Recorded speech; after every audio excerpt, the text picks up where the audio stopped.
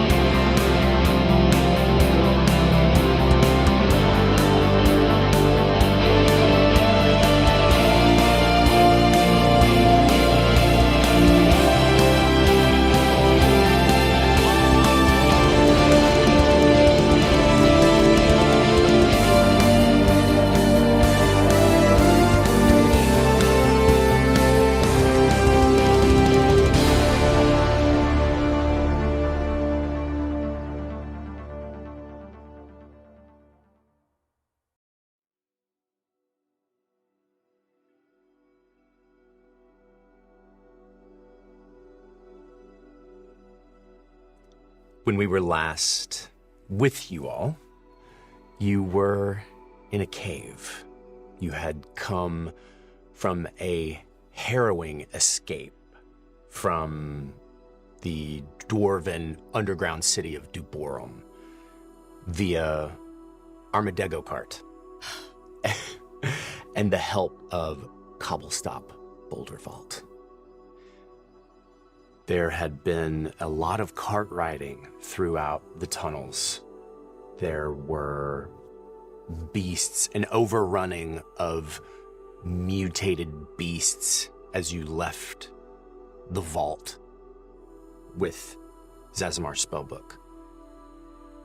And you were able to successfully escape with the help of Cobblestop. Now you find yourselves in this cave.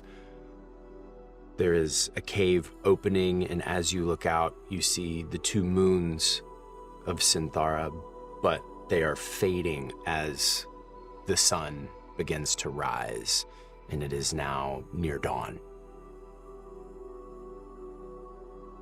There are strange carvings on the wall here that you explored, and you have seen outside a large object, massive, seems to be metallic.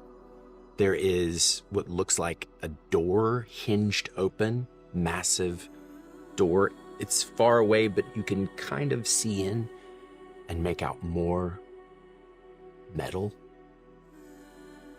There are look like different colors of torchlight coming from inside. You have come out of this experience, this escape, and you have seen Caldor now use the all-power. There are different feelings about what this means and how we move forward. And so before we continue, I want to check in and see how you're rainbow hat is doing. And I completely forgot you had it's a beanie or a toboggan or skull cap. I mean, it goes by many names. Yeah, it goes by many names. Here on Synthara. Craft. Yeah, Janelle, you weren't imagining during all of those hijinks and when I was running away from a horrible trauma that I was wearing this rainbow hat? No, I was very focused on the Armadillo. And Cal has the leather fedora. It's a hat show, you guys. We just don't bring it up enough. Yes. I might have, while we were riding out, maybe tossed that. It got blown off in the wind, so. Okay. Oh. It happens. Yeah, I was in awe of your hat, and Cal didn't. Is this canon or do you have your hat, Colin? No, it's gone. I'm sorry. Long Wow. Okay. I'm betrayed. I can have one item. No hat, book. Wow. Yeah, I think I remember it my floating carrying off capacity. and Cobble stopped grabbing it. Oh. Should have given it to them. Yes. Sorry. No, you're good. Hat Bringing and us all. in. Hat and all. Hat and how all. we're, Yes. just to recap where we're at kind of emotionally in the story, how we're feeling. It's... Yeah. I mean, I am ruined. Yeah. I think that was one of, top 3 worst moments of my life. And I've had some horrible moments. Having to leave them felt terrible. And, thinking about them all calling me an axe wielder. And it's not even that I'm bothered by it. It's that I'm thinking about from their perspective, in their last moments before they're about to die. Are they thinking that I left because I don't care about them? Which is also sad because I had opinions about them and their ability to stick around. So leaving them, I think, with that really is sticking with me. And yeah, I think a darkness and a solemnness is clouding me right now. I'm very quiet. I'm sure they can feel it. And I think I'm definitely doing that thing where I'm ready to move on, even though all of that is sitting right at the surface. And so I'm very quiet. I think Caldor is absolutely terrified. We fought before, but I don't think he's ever seen battle on this scale, like a full-scale invasion of Dwarven. And really, he just feels like he failed as a champion in training because I was so focused on what we were there to do. Get the book, learn more about the All-Power. I didn't protect anyone. I think he feels really responsible, especially with Cobblestop, who was so friendly and so helpful, and now no idea what's going to happen to him or anyone at Dwarven. And I think just in the cave, Cal is holding on to that book because that's what we came for real tight and just waiting for someone to make the call. What do we do next? How do we go on from here? Can I ask as Sam why you feel responsible? Dude. Why is Cal feeling responsible? Because like the whole, I think it's just kind of internalizing like before we were like things were going so well. We were training and then just this complete flip where everything just falls apart. I feel like us being there and you know what, not responsible because anything we did because of what we didn't do, because really just wanted to focus on our mission and like, is that the right thing to do? Is that what Rendor would have done? Or would he have fought and won and saved the day and mastered the All-Power in 2 minutes? And just, I think it's self-doubt, really, and second-guessing everything for Caldor. That's a good question. Thank you. Oh. Yeah, totally. Sam's just Goodwill hunting you, I think. Oh. Subtly. I wasn't. I thought you were going there. It's not your fault. Not you, Sean. Not you. Not you. Not you, Sean. Okay, sorry. Oh, man. I think for Amori, there hasn't been a moment to, or for any of us, there hasn't been a moment to stop and process what was a huge moment in the vault, which was finally being able to clarify and confirm that his use of the all power is not a death sentence. It doesn't have to be the end. It could be a new start. It could be constructive. And there's a way to work with it for the greater good. Which I think also as an Oracle of Centaura would be a really big deal in the Benastar name, just in service of this place. So, and a sweet moment too of, Rubble sort of helping, even holding the book as he's practicing. I think that was such a high, and then for immediately everything is thrown into chaos. Also feeling very guilty. Again, as an oracle, there is a sense of duty and responsibility to help. So even as we're leaving this horrific situation because we know we can't win, and then also we have to protect the book and trying to do the tiniest bit to help these people who are, I think we've... And then concerned about Cal. I think I'm very worried about Cal. And shook myself. I've fought a little bit to protect the Stonefell Gap here and there when things are popping through, but nothing on this scale. This is a whole other camp. This is completely different. Creatures that maybe she's only ever heard about.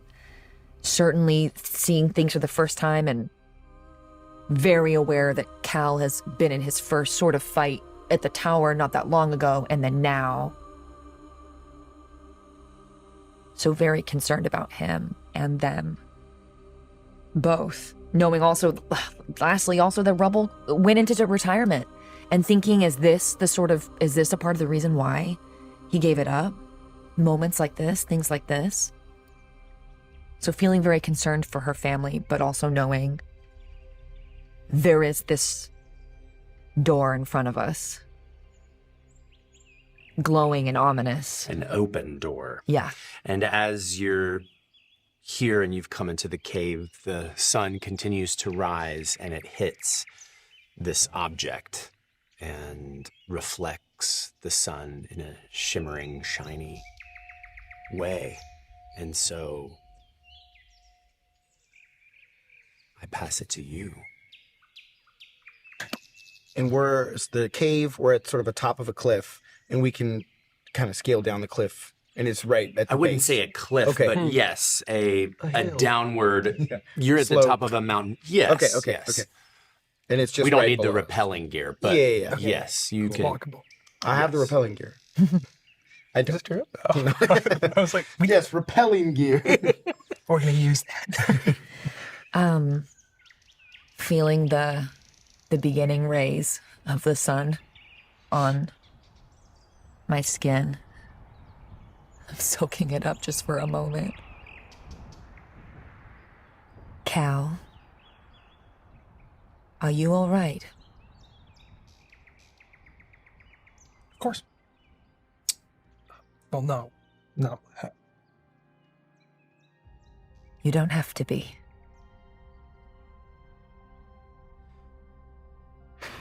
I'm worried about Caldor and everyone else.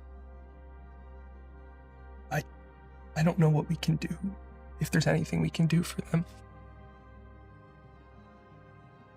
Well, like Rubble said, there isn't. What we can do for him is honor what he did for us. You're right. We are forever changed from the events that just happened. But we will steady our minds and move forward.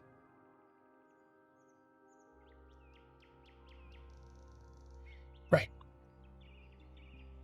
As you do that, literally moving forward, Cal, your foot trips over something that has been placed in a bit of a stone outcropping. It's been tucked in, but what you trip over, you turn and look, and it's almost a glass fiber, Mm. like a textile made of glass, but it's thin. Do you further investigate? Yeah, absolutely. Is it glass fiber, thin? Like, are we talking like large or something I could pick up? Kind of investigate. It is very large. Okay, it's very- You- okay, yeah, You could okay. not pick it up. And Maybe drawing. give me Yeah. Oh, here we go. give me an instinct roll. Instincts. Okay. +1. That is a. Oh wait, that's a 10 and a 10. 10 with hope and a 10 with fear plus 1. That's a 21. That's amazing. That's awesome. Well done. First Wow, crit. that's a crit on this. That's awesome. I'm actually proud of myself. So as you stumble over this, you catch yourself immediately. And it looks Saw like that. you Yeah. totally planned it. Mhm. You go over to investigate this, and it is large and a bit transparent. You can see through it. Right. And what you see is a large beast with dark black hair and the color of it's still dark, but its face is, its nose is pushed in, it has nostrils, it has 2 fangs, or not fangs, but it looks to you like 2 sharp Yeah. fangs coming down out of its mouth. Its eyes are closed, and it is laying in like this. Okay. You can tell that the glass fabric Yeah. is protecting it. Mhm. There are 3 or 4 buttons that are colorful and flash intermittently. But Is this in the cave? this This is is in like the This cave. is just in the in the cave. And how This- large is This this is like thing? humongous, right? This is very large. And the It beast is, a like, large very- beast that is encased Whoa. in Okay. this It does what it. looks like a glass fabric to you. Okay. This And feels you like can a touch Colin it and thinks it it's like a- feels That's a good read. Go right ahead. I said it feels like a coffin.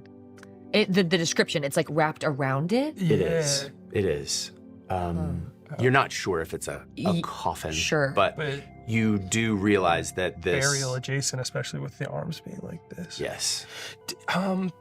Just coming off a battle where we saw a lot of beasts, is Caldor noticing any similarities to None. None. To other ones that we've seen. Okay. But Rubble, you immediately realize that someone has taken care Mm. to put this creature's arms on its chest like this in a way of almost respect or honor. Mm. Which is definitely not typical of creatures in the Ashen Expanse, for sure. Also, real quick, Yeah. you gain a hope, I do gain a You hope. do gain because a I hope. critted. Thank you. Yep. Yes. Thank you. and you Take don't that have any hope. stress. Nope. Okay. So caught up in having a crit. Thank you for. No, seriously, I was just like, yes. I want the fullest. I'm Yeah. proud of you too, Colin. I'm gonna use all of those. Boy. We're all seeing this the same, right? What is this? You've never seen anything like this? No. Nothing you've ever read? Nor have I. A creature from the Ashen Expanse encased in this glass. This is strange. Just as strange as the giant hunk of metal outside. It probably looks pretty similar to the, like it's just glass. You said there was like buttons and whatnot. Like It's a humanoid. yeah. Oh yeah. Yeah, yeah, yeah, So yeah, yeah, you- yeah. you What can it's in tell kind that- of looks similar to the object down in front of us at the mouth of the cave. Does it look similar? like this coffin thing? The way that it's crafted, does it Yeah, look yes. akin to the Craft. ship? Yes, you are able to ascertain that this whatever it is, encasing came probably from there is where I'm thinking. Yes. And with that roll on an instinct check, we'll say that you can even see like scratch marks, maybe where it was from moved or something. the object. Grass is still down where it looks like maybe it has been drug or carried, or there are footprints to the object from this location. When we were in Duborum and there was that vault that had like something to do with the all power, and I'm seeing something strange and unrecognizable, am I feeling anything similar to that, like from this beast or in the object in front of us? I mean, I'm just thinking back, That like all power that tug. all power like pull almost that I felt. That's a great question. So it is vague to you, but there is something with the object. Not here with this beast.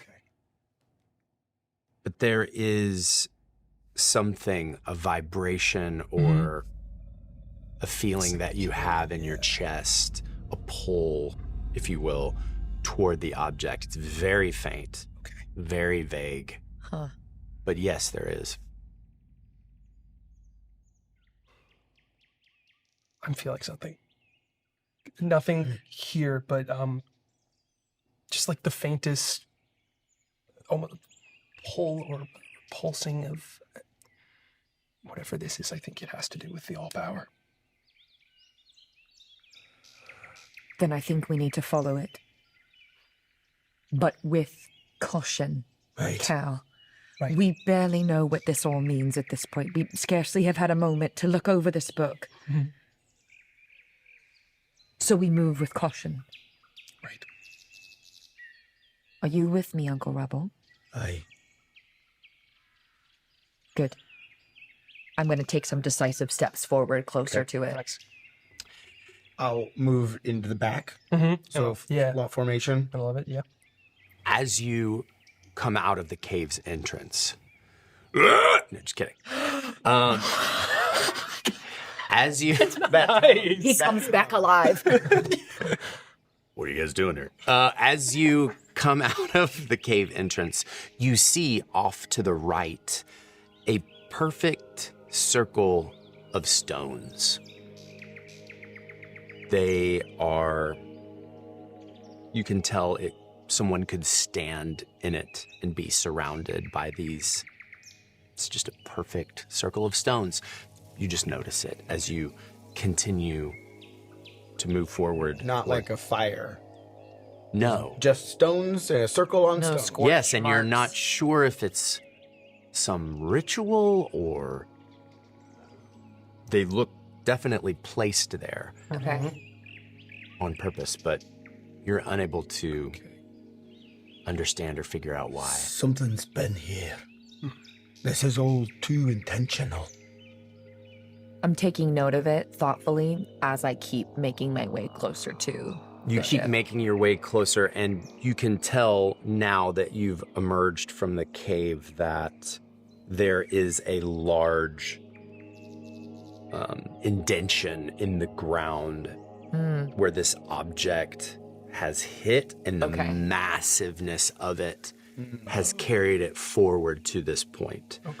So there's almost a little lip mound of dirt that you go over as you continue to move forward. And do you... Like a small crater. Yes. Yes. You can tell it drug through, and because of its mass has, Do you remember what Stack said at the tower? About? That he saw a large ship, but it was all Aye. mechanized. This could belong to those goblins. If what he said was true, it means that this, or ship like it, was the one that took down the tower. Right. So be careful.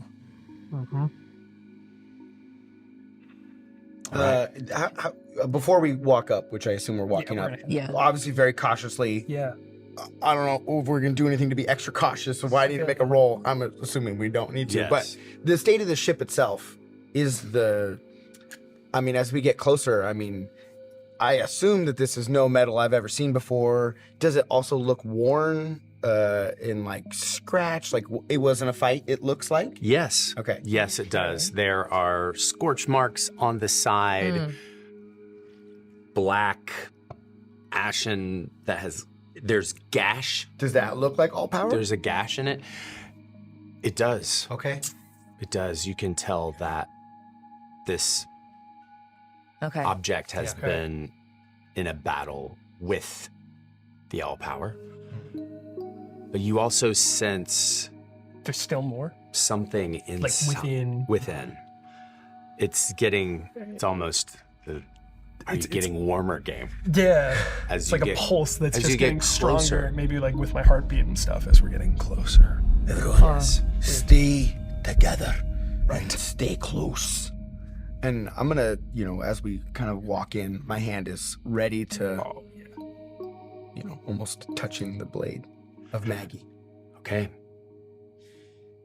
You begin to walk up this ramp that is the underside of a door. Yeah. There is a grate, metal lines and clunk, clunk. You make sound. This is metal. You walk into a cavernous room, a larger room. Your steps echo.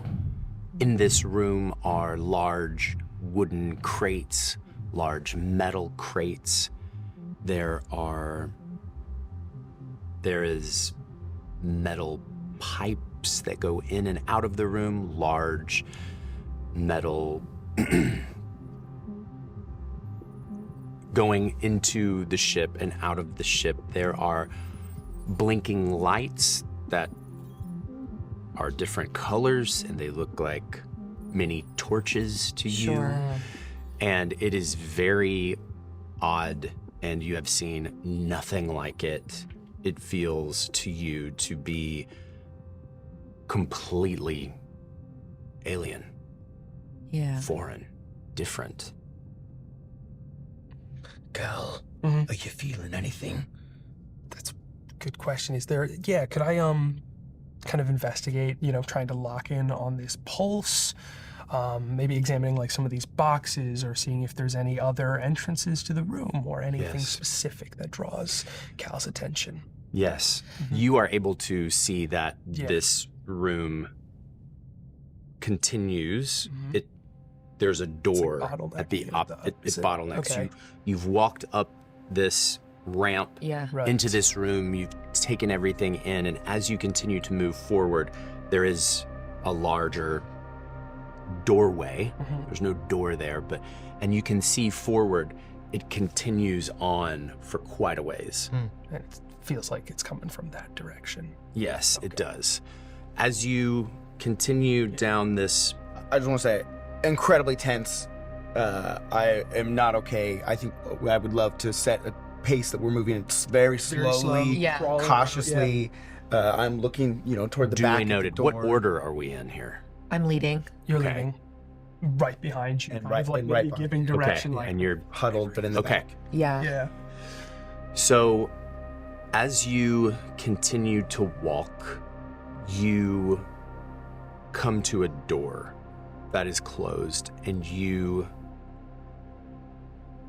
sense strongly Right. behind this door This is is something. okay. And as soon as you turn to it, there's a sound and the door opens. As you look inside, you see a massive cylinder Right. of glass. It seems to be glass, and it is glowing white, the entire, like a bluish white, the entire cylinder. there are rivulets coming from it, going throughout the ship into what you would see as large pieces of metal with different buttons and levers and pedals, and all connected to this large cylinder. You see bluish white light going through from this room, through walls, into the rest of the ship, on the ceiling. Everything feels centered around this. Like veins? Almost like Kinda. veins. Yes. Especially with the bluish white, yes. You Absolutely feel is. that this is like the heart. If those are the veins of whatever this thing is.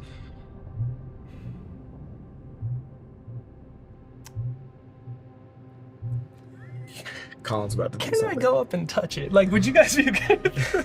I don't know. What do you do? No, but I'm feeling energy, the all power, something from there. I want to investigate it further, but do you? Careful. You trust me? My kryptonite. let's trust the dice. Okay, yeah, that's fine. Give me an instinct roll. sorry. Instinct roll. Okay. Let's get another crit. That is a 7 with hope and an 8 with fear, plus a 1, so that is a 16 with 16 fear. with fear. Okay. Oh man, That fear. he's racking up. As you walk Mm-hmm.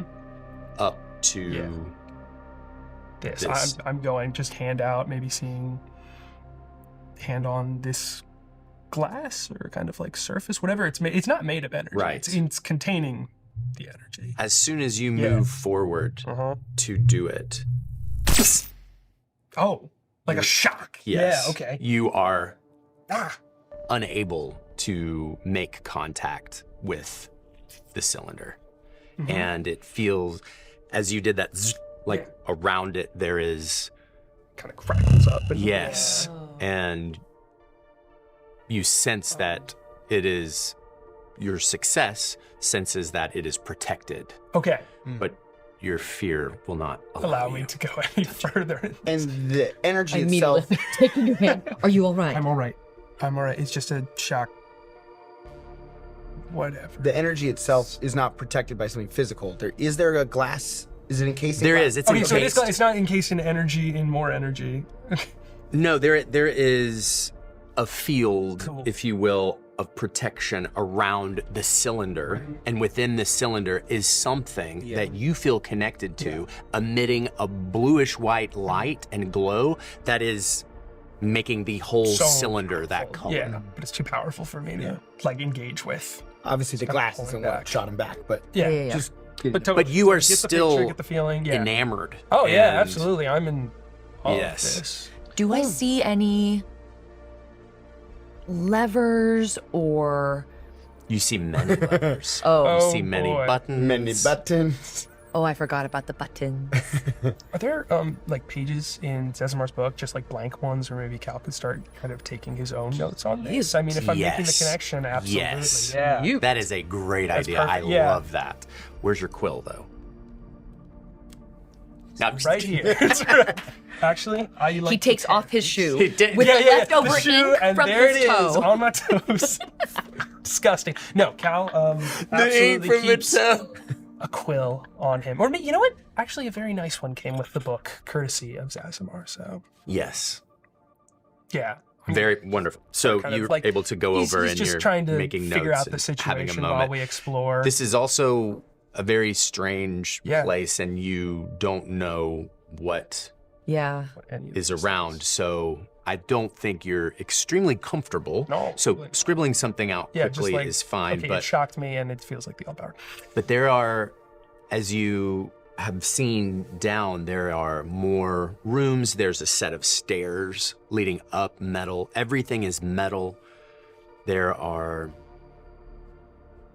doors, but it's one hallway with Right. doors on the side and the And this stairs in the column. middle. And then even beyond the stairs is more.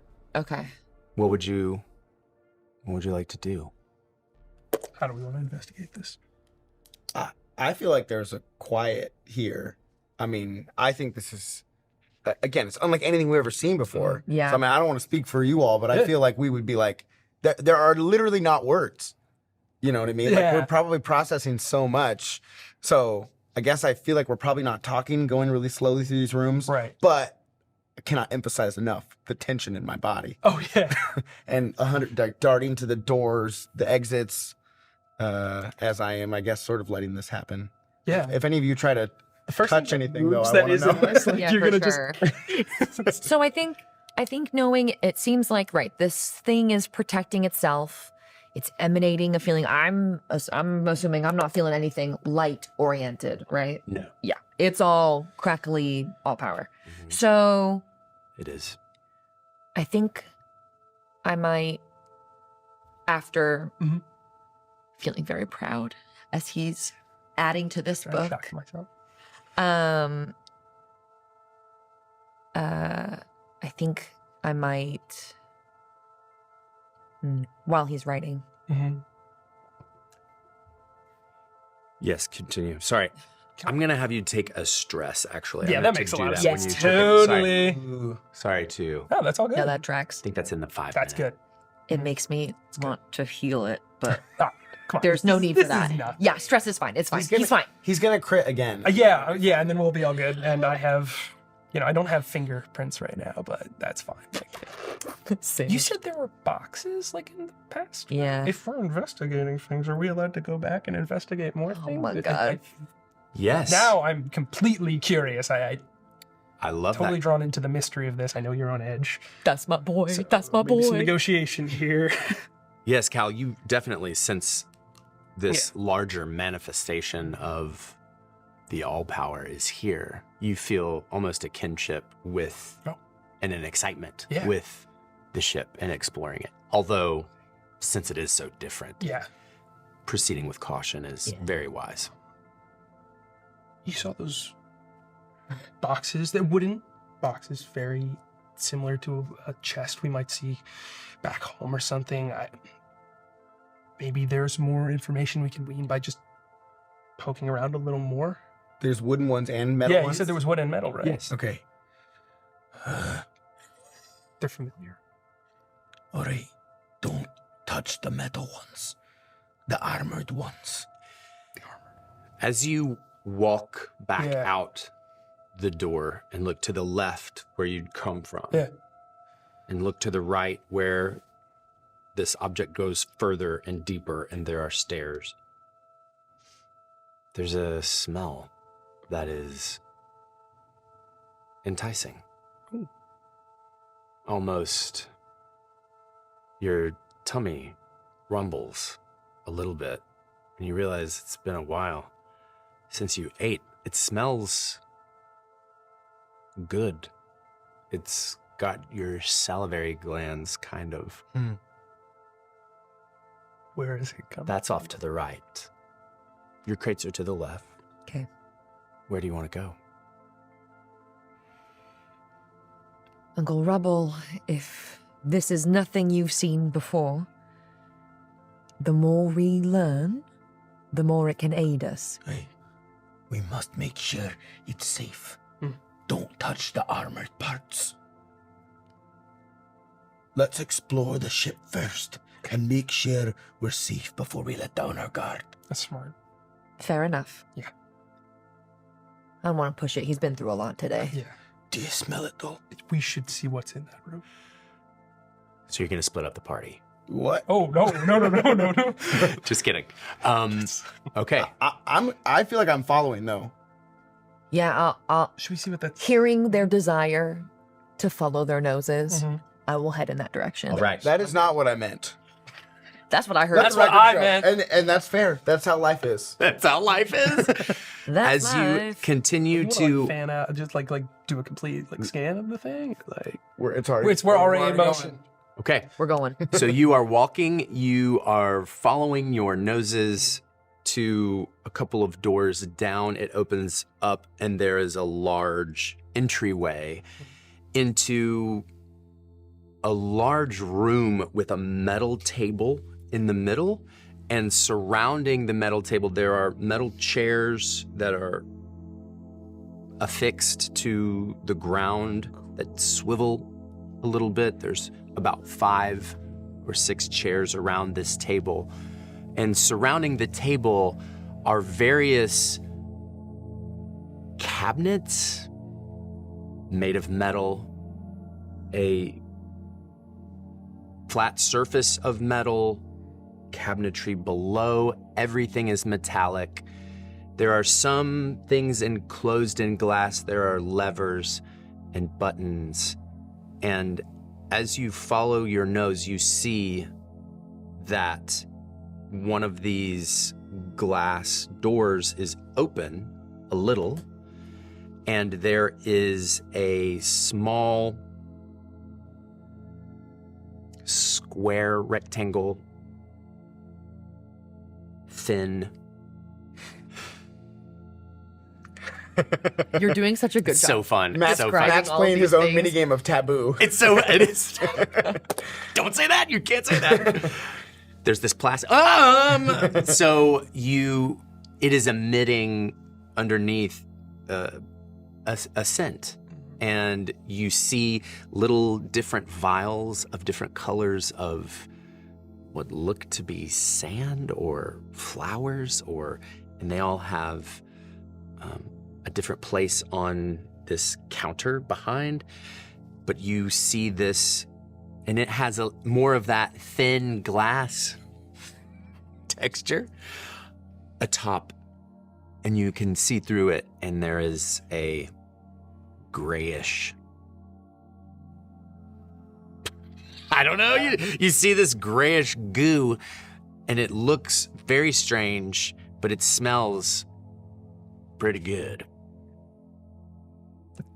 Okay. The door, when we walked into the space, did the doors do the again? No, this was just an open space. Oh, open there wasn't. space.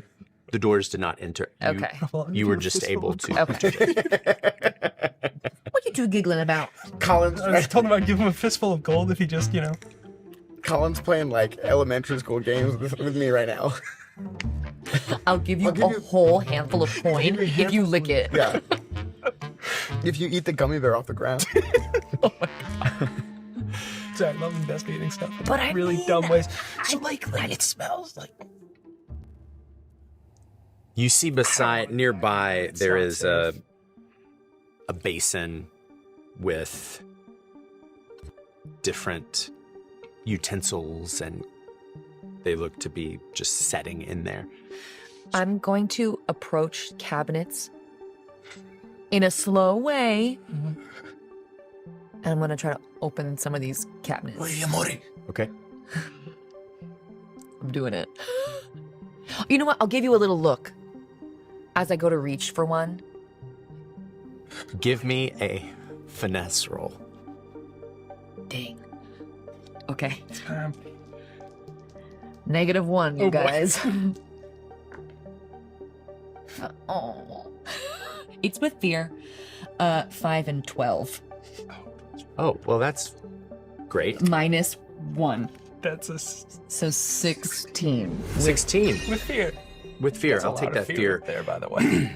So you go toward the cabinet and you push, and underneath the cabinetry, you hear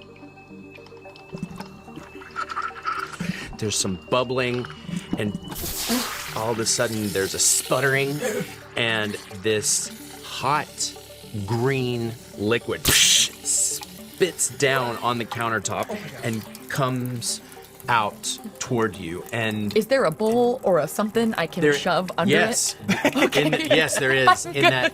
In that basin, you're able to, Okay. as it's pouring out, you are able to put a bowl under it and To catch and the it liquid? Catches the This liquid. green.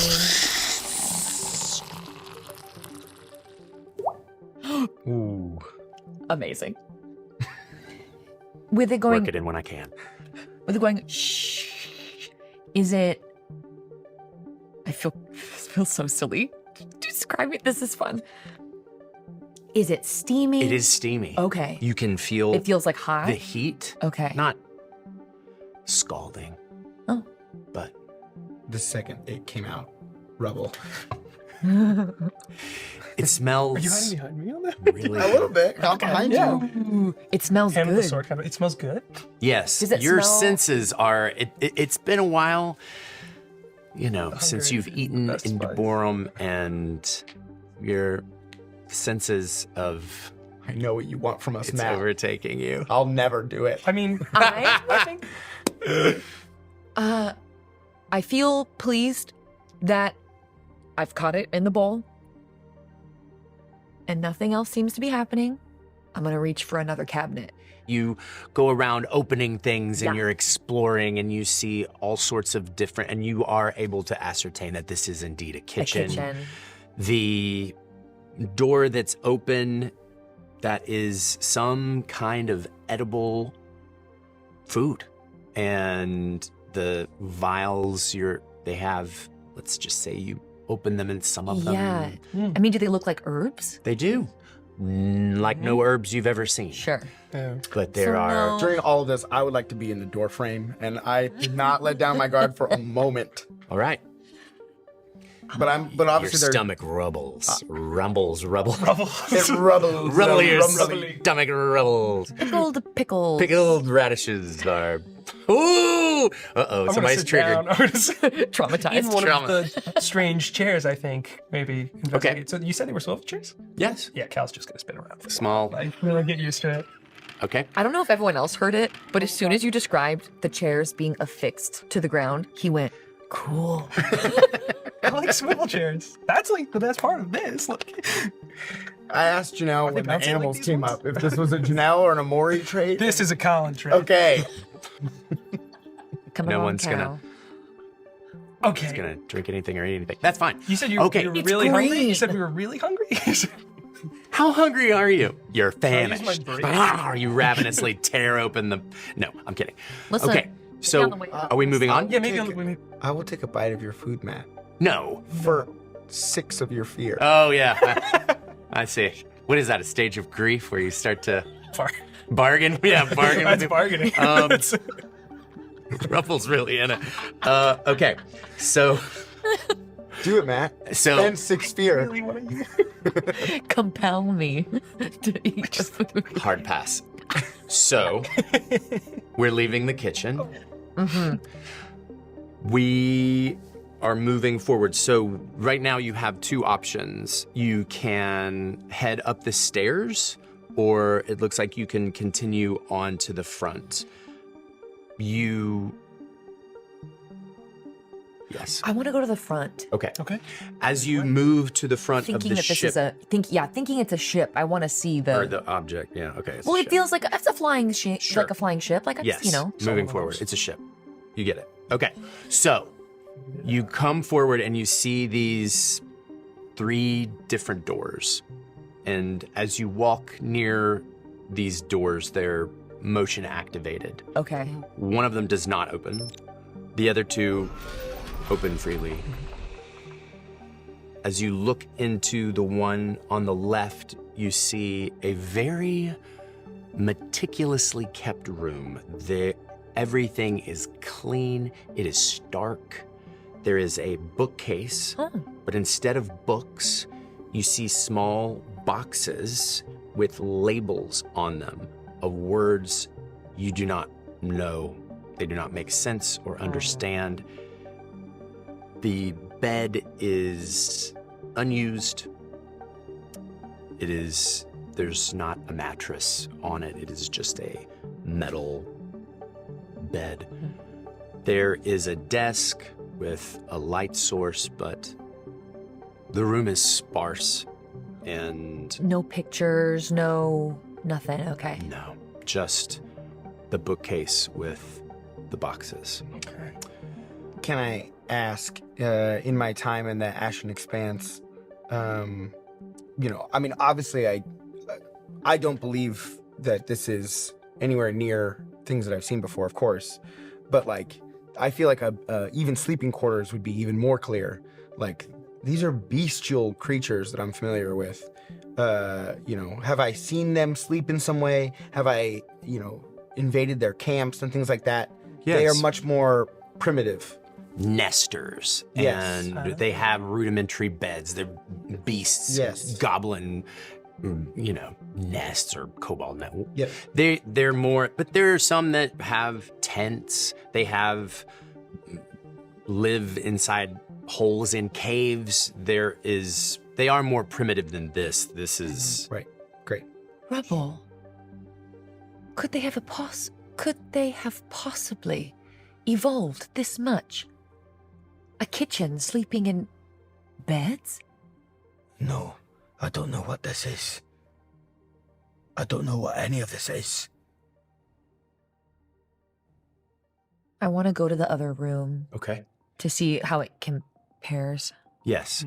When you go into this room, it is much more lived in. There is a mattress with covers.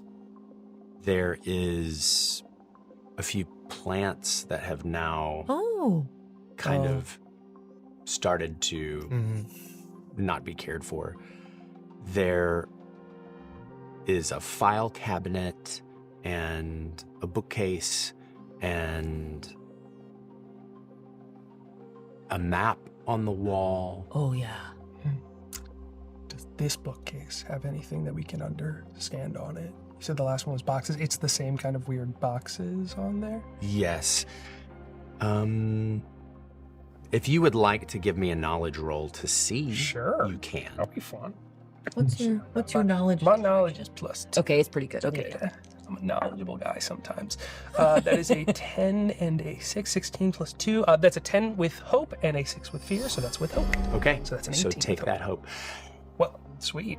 As I think you I'm maxed out. Oh. Yeah, I'm maxed out. Okay. as you look I'm through hopeful. this bookcase and you are able to open some of them, the language is not you don't understand. So it is books, but just There not... are books. Okay. And you're just not able to understand most of it. But there are drawings and etchings on some of the books. You see different creatures that you've never seen before. You see different maps of large orbs.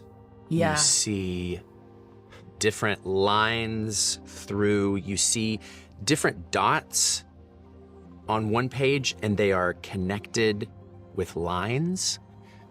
So it's reminiscent looked of at the looking up at the night sky, right? yes. But it's just. But you've never completely- seen Yeah. the night sky look like this. Right. How could there be so many moons? What is this? I genuinely Lost think we do not have words to express what we are processing right now. I just love Rubble being like, Yeah. speaks Totally to me. fair. Yeah, this is great. I like that you said moon. yeah. I was like, I stand by. it's like I was trying to think of like what I would say, but yeah. And we've talked about it before with the, seeing when we were at the campsite and seeing the night sky and the moons, and I'd like to think that an oracle being at the mountain too, right? The peak of Bright Mount, that we're looking at the stars all the time and maybe different bigger stars or R2 moon, whatever, right? But I just think recognition that this is beyond. It is. And it's intriguing and Oh, yeah, I'm curious and mysterious. Very excited. yeah, kind of full of awe. So no other pictures, and then also in the book he was looking through, did we see any creatures that were similar Yeah, to you the said there one were that we creatures. saw? Oh, Who was in the? No. no. Okay, none of those Similar, but not exact. But not Okay. like the monster. Yes. Yeah. You can tell that you go through that and there's different pictures of the orbs, and then there are drawings, rudimentary, of what look like little creatures, bigger creatures. Am I inferring that this is more like a like Zazimar's book, like a journal that someone would keep than like just a Yes. book someone had? Okay. Yes. Rubble. Should we take it? Absolutely. As this is happening, Cal, Is there a name at the front? you're able to faintly, there's like something drawing you and a little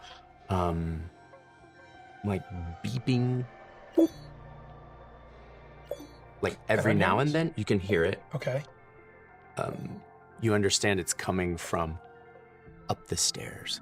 I'm gonna Follow. start leading up the stairs, but while we're doing so, I'm gonna say, you know, Rubble, in Cal's defense, some of these doors seem to know we're here. That's a bad thing.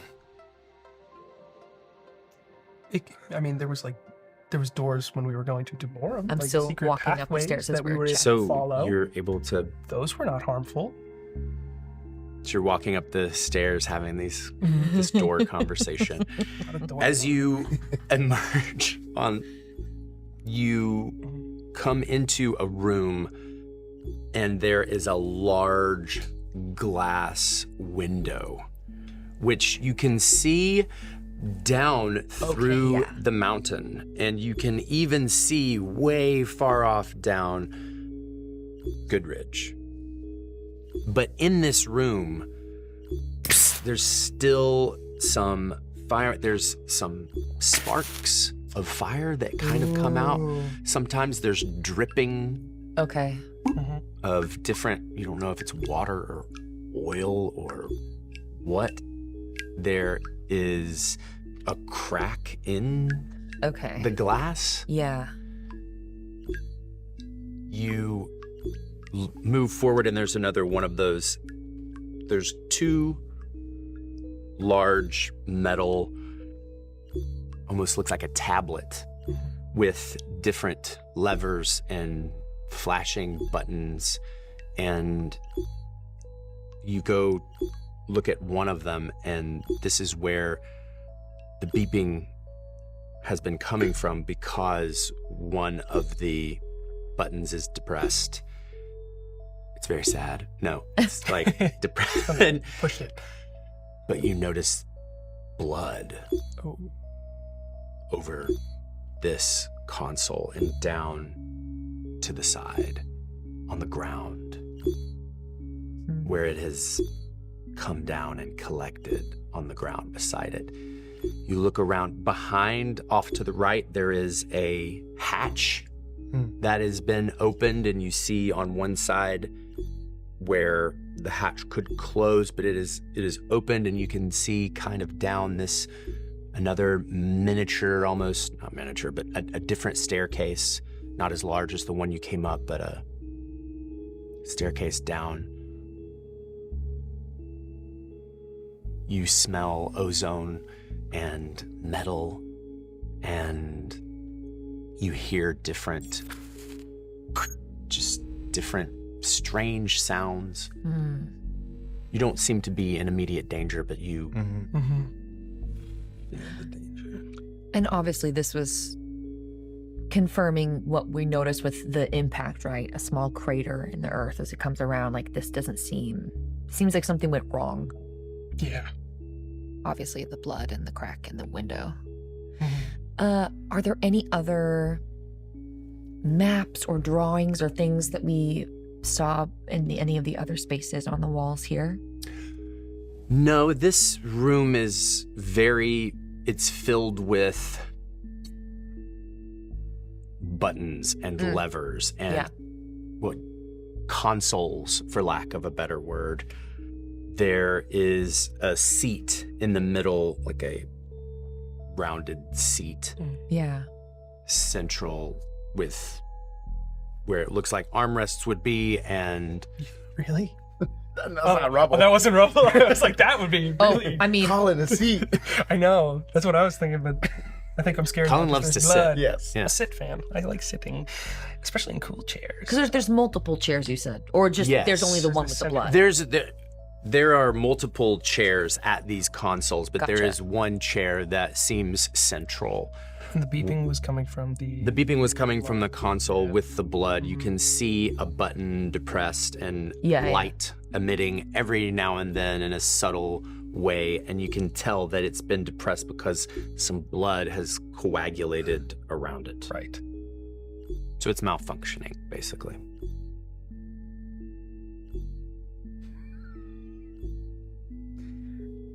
Once again, I feel that this is so overwhelming. I want to make sure it's safe. I want to check all the rooms. Clearly, they've got a different agenda. So I'm going to carry the tension for the team and the fear and the caution. So I've definitely moved toward the hatch. I think we're all going to move down, but clearly they have other things in mind. As you're doing that, taking it in, maybe looking out, and you are near the hatch, you kind of, as you look down, you see a metal walkway at the bottom of the stairs, and a gash has been ripped into the side of the ship. And on this metal walkway, you see again a body laying like this. Dark blue skin, very muscular, hair down and there's tied back. She is, you can tell it's a female. She is laying on this, and you can see down below that there's blood has pooled below where she lays on this. Is it catwalk? First of all, I'm looking down, and you're looking down, and you can see all of this as you go over and look down the hatch and the staircase, because this gash has been rent in the side of this ship. Yeah. And light is coming in as it is now day. Yeah. You are able to see. I want to get a closer look at the posing. That's definitely standing out to me, and whether or not it's the same as the last one, all those things, but I'm not there yet, so I'll just say, Cal, Amori, follow me. And I'm going to start to go down. Right. And I will Absolutely. follow. Okay. As I'm going away. down. There's another. So we all see. Yes. And as you go down, you see, and her face is beautiful. But it is also, there are scars, it is hardened. You see scars on her body, but very muscular. She has sleek, thin armor. It's not metallic, but you can tell it's as you move toward her, you can see she has, but she is in this position, laying down, eyes closed. And you see to the side of her hand something kind of glinting off the light. Will you explain that again or more? Yes, she is like this, Yeah, and what's the... you see something. It seems to be that she's holding something. Oh, I see. In the hand. I see. There's light coming out slightly. No, there's light coming into this room And from the gash, reflecting. and it's reflecting Okay. off of. It's a metal You can't really that's make catching out the fully light. what. You can't make out fully what. Got it. So the impression of a warrior, Yeah. right, is what we're seeing. Like someone with muscles who clearly fought Mm-hmm. armor. Mm-hmm. But this is not armor we have any kind of... We've not seen, I imagine. No. In this moment, the curiosity... I will Join us. incredibly, cautiously, Yeah.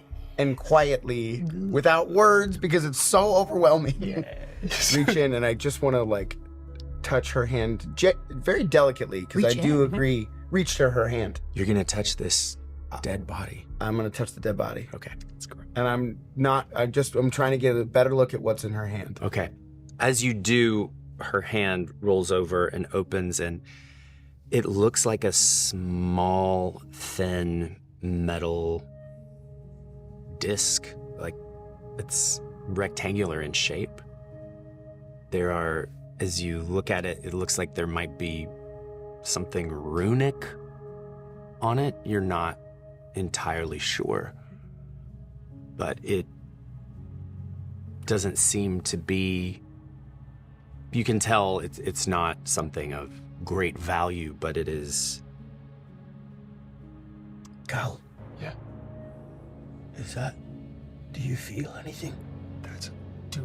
Okay, yeah. Hand over the heart, maybe trying to detect, drawing on what I have. Any? You said there was a rune. Am I feeling any? Yeah, any. Yes. As you do that, Mm-hmm. boom!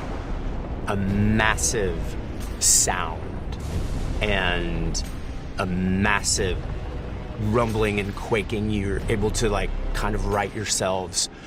You hear. Oh no. From inside the ship? After we take a mini break, we'll find out! I am Amori Benastar, daughter of Rendor, Oracle of Brightmount. Join us on a journey of a lifetime. May the light of your subscription ever shine. Welcome back from our mini break. It's so big and cool. Yes. You guys. The background, though. It looks Really amazing. I love it. It is so Yes. amazing. But also the cave. The little cave, and there's the Ring of Rocks. And the Ring it's of like- Rocks. Ring of Rocks. It's like I'm actually The Ring of Rocks. It is. Thoughtful attention Yes. to detail is what sets this show apart. Well said, Well sir. said. And I love that we get to compliment it because we didn't build this. Shout out to all of the lovely people behind the scenes that are working on this program. Please check out their credit info in the description. We are so grateful. Look at this Yes. lovely work that they're doing. Yes, it's amazing. It is amazing. So let's see if we can destroy some of it. Okay. So as you hear this and you see you've come down from the body, you've left it to investigate. Yes. You come out of the gash in the side of this ship. Can I say really quickly, You may. as that boom happens and we're rushing out, 100% I don't want to be in here. You know, this is not a safe place. But as I'm leaving, I do want to put the hand of that dead woman back because I do feel that there's a warrior pose and position happening. So I do want to wrap her hand back into that you thing. return it to the Respectful. Yeah, I That never took. talisman. I never took whatever that. talisman. Yeah. I never took it. Yeah. Okay, wonderful. You've put it back. Okay. As you emerge, Yeah. There we are. you come out from the side of the ship. Yeah. And as you look over, you see the howls? Oh man. They look like doggies. And the answer is outside of the ship. Sorry. You see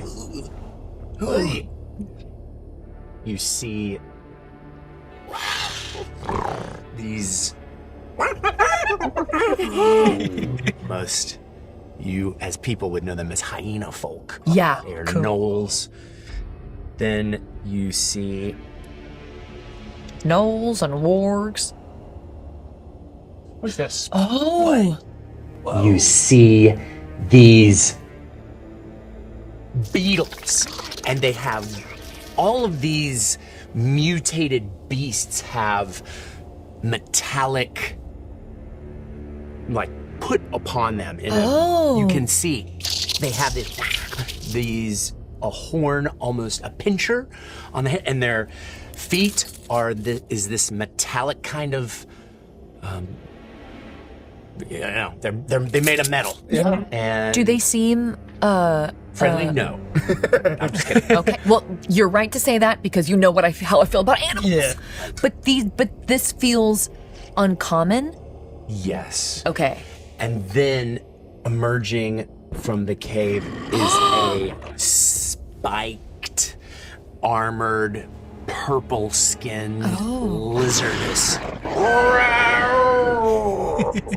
He kind of like roars, and last, Oh my but god. not And there's least, more? maybe last. But that's okay. You don't Maybe have to do last. any more.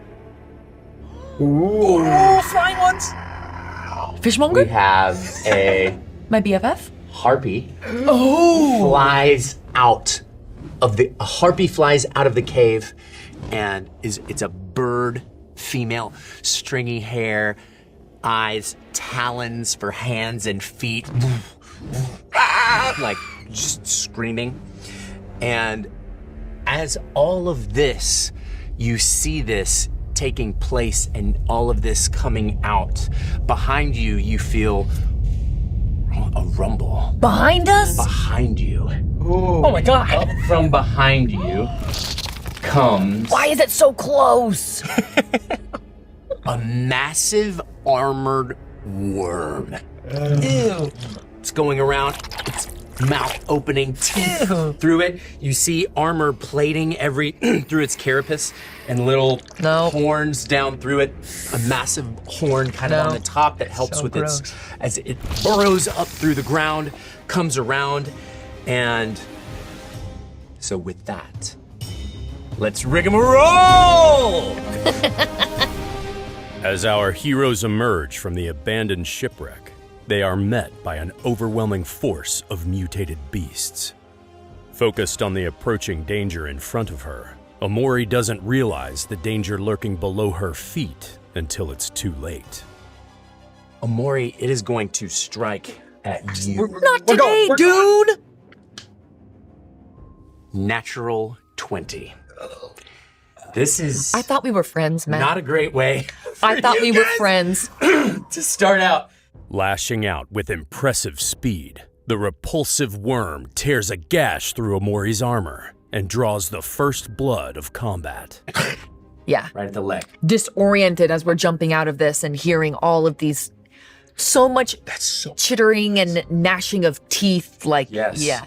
Driving fear into the heart of the surrounding beasts, the reptilian pack leader commands them forward. Like to these beetles. They get all riled up. Rushing forward, a nasty swarm of beetles look to impale Rubble upon their metallic horns. They're so excited. They come up and they're just jumping around you and they're trying to bite you, but you have taken... Yeah, I remove Maggie, and once again, as I do, the bracers fall to the floor and they clank. And as the one clanks and bounces, by the time it falls to the ground again, I have erupted in that ghostly white, and my eyes go completely white as well, and I lock in once more.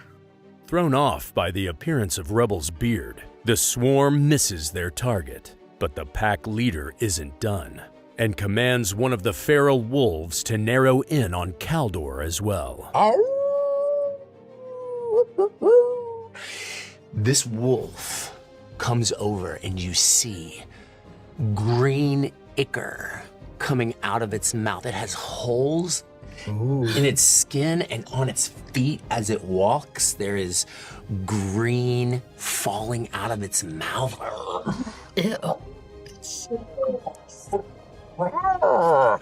Remembering Rubble's training just in time, Caldor narrowly dodges the wolf's acidic spit. Maybe just ducking behind Rubble, honestly, and letting it just shoot right past us. Okay, fantastic. It goes and shoots past you, and as it hits the ground, Yeah.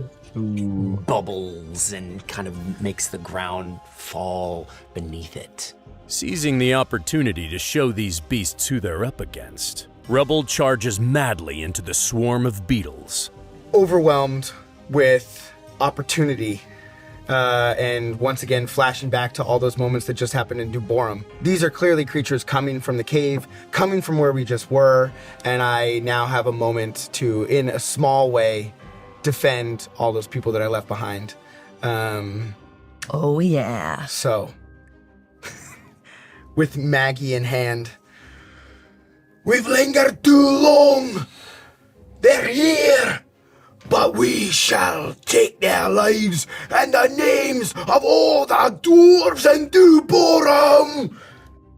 Maggie makes quick work of the beetles, and Rubble's ghostly eyes search madly for its next target. Again, those visions of the dwarves that I left behind, and literally the moment of when I had to choose to leave and leave all of them is flashing through my mind as I rush at them with my fully white eyes. And as I get close, my grip slowly just lingers down and slides into the base of my axe as I and spin around and whirlwind and cut all these beetles. Hoping his practice in Deborum proves useful, Caldor looks to touch the all-power once again. Caldor's thinking back to training, target practice, and I'm seeing that flying target up there, the harpy. I don't think Rubble can get to, so I'm going to build up, channeling the all-power into another charged shock, just like we practiced, and try to hit that thing, knock it out of the sky. Okay. Sending out a bolt of searing energy, Caldor manages to clip the harpy. Rah, rah. As you do this, it sees it coming and tries to get out of the way, but it's hit like right in the leg. So it goes down and you've hit it and injured it. Awesome. It's looking at you. With her family holding their own, Amori turns her attention to the giant worm behind. I'm gonna yell to Rubble. I almost said, follow Cal! And I'm gonna turn towards this worm. Okay. And attack with Hand of Light. The worm proves to be too slippery for Amori's attack, and her strike catches nothing but open air. As you send it out, the worm uses its body to avoid the light.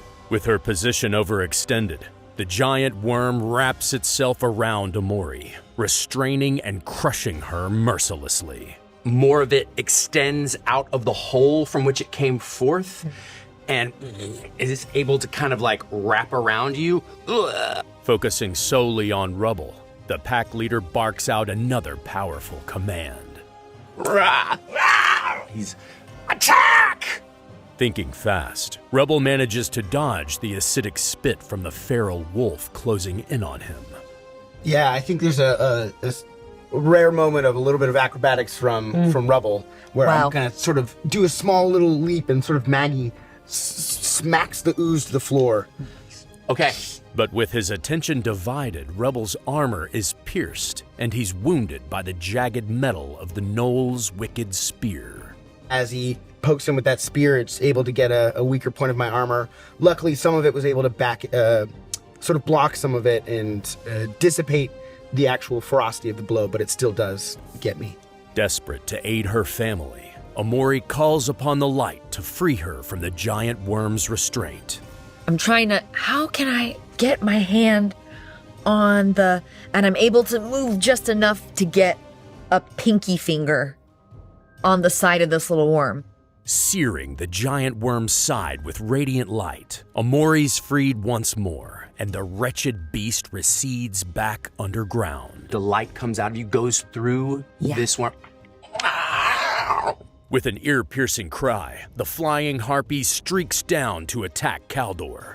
Her stringy hair coming down, screaming at you, and goes to, just like with her feet and her hands, in a flurry, hit you with her talons. The harpy's razor-sharp attack leaves its bloody mark across Caldor's arms. She just comes so fast, right? So I'm probably trying to put my sword up in the way and just claws all over my arms, scratching and scratching away at me. Okay. Covering my face, though.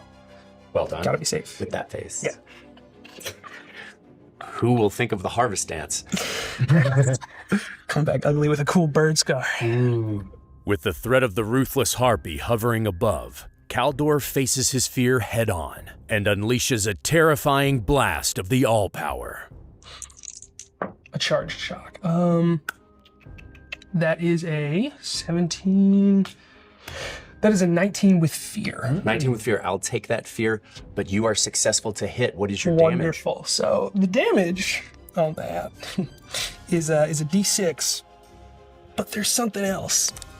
So Cal has a trait called Face Your Fear, where when I succeed with fear on an attack roll, my attack is enhanced with the all-power to do an additional 1d10 energy damage. So for me, this is Cal just completely frustrated. What starts out as a simple, very controlled blast practice just unleashes into this chaotic, just obliterating beam. I've fully lost control in my anger, and I'm just throwing everything I have at this harpy. In my anger. Yeah, in my anger. The path to the dark side. So I'm gonna roll that d10. That's a 9, so together that is a 12 damage. Yeah. Yeah. So, she's out. Awesome. Tell me how you do it. Completely have just lost control. I'm just trying. I'm holding it on her as I'm watching just turn to ash, I think is what happened last time with the wolf. Similar effect, just burning up and Yes. maybe some just, this She just feathers come eviscerates down and in they're the air. smoking. Yeah. Falls down, feathers fall to the ground, droplets of blood fall. You, in that moment, feel so Powerful. powerful. Yeah. But also, I'm a little afraid of what just happened. Stressed by the balance of power beginning to turn, the pack leader commands his gnolls to advance on Rubble and Caldor. So he is, you can see, like, sweating. This is costing him. He is, like, gnarled and almost kind of like his two spiked arms are now, like, in the ground as he, like, kind of calls out, "Go forth!" Closing in on their prey, one gnoll charges headlong at Caldor, while the other hurls a spear at Rubble. Yes, with that 3, he misses. So long, farewell. Rubble finally spots the opening in the battlefield he's been looking for and calls to Amori for support. I'm going to, Matt, do a tag team action. Tag team action! Tag team action! Tag team action! Drawing upon the full power of the light to lift her skyward, Amori sends a beacon of light down to help drive Rubble's axe into the thick hide of the pack leader. And come down right in the middle. And you've got Maggie's like in him now, and he kind of like puts on the hilt and throws her out.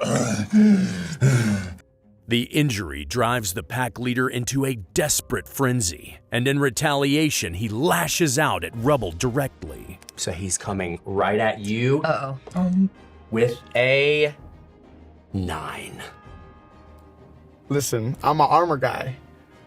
My evasion is low. That hits. It hits. Yeah. Good. Okay, so I might have something for this, Loki. With the pack leader towering over his mentor, Caldor attempts to intervene. Seriously, I'm just thinking, I have a feature called Not This Time where I spend 3 hope to force an adversary within far range, which I think is in Definitely range, within. to reroll an attack or damage roll. Whoa. So I think I saw the 2 of you going in for this attack, and then I see you in danger.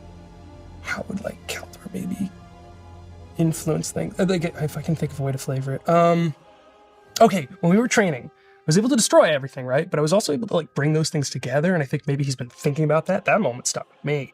So maybe just, like, trying to pull almost on, like, Rubble a little bit and, like, move you back out. With the all power? If I can spend 3 hope, would that be cool? Okay, cool. Yeah. Then, yeah, I'm absolutely going to just, like, try to mentally just grab you and pull you out of the way of that attack, because it looks like it's going to be painful.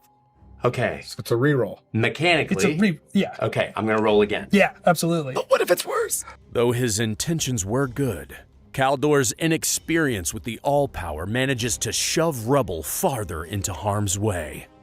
Was it worse? I'm so sorry. I thought I was It's doing okay. the right It's thing. okay. Oh, I'm going to spend 3 hope, sorry. It's 21. 19. So +2, it's 21. It was such a good. It was such a good idea. great It was idea. such a good idea. It was such a good idea. And story wise, you just used the all power to make me get hit better. I'm so sorry. Amori descends from the air to guard Rubble's flank from the encroaching beasts. May the light of Synthara ever shine as she pops it in. Harnessing the light, Amori's strike lands true. And you wound him.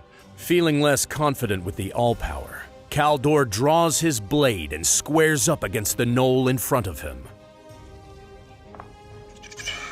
That is a 7 plus 1. That is an 8 with hope. Valiant as his efforts may be, his lack of practice with the blade is evident, and the gnoll easily evades the attack.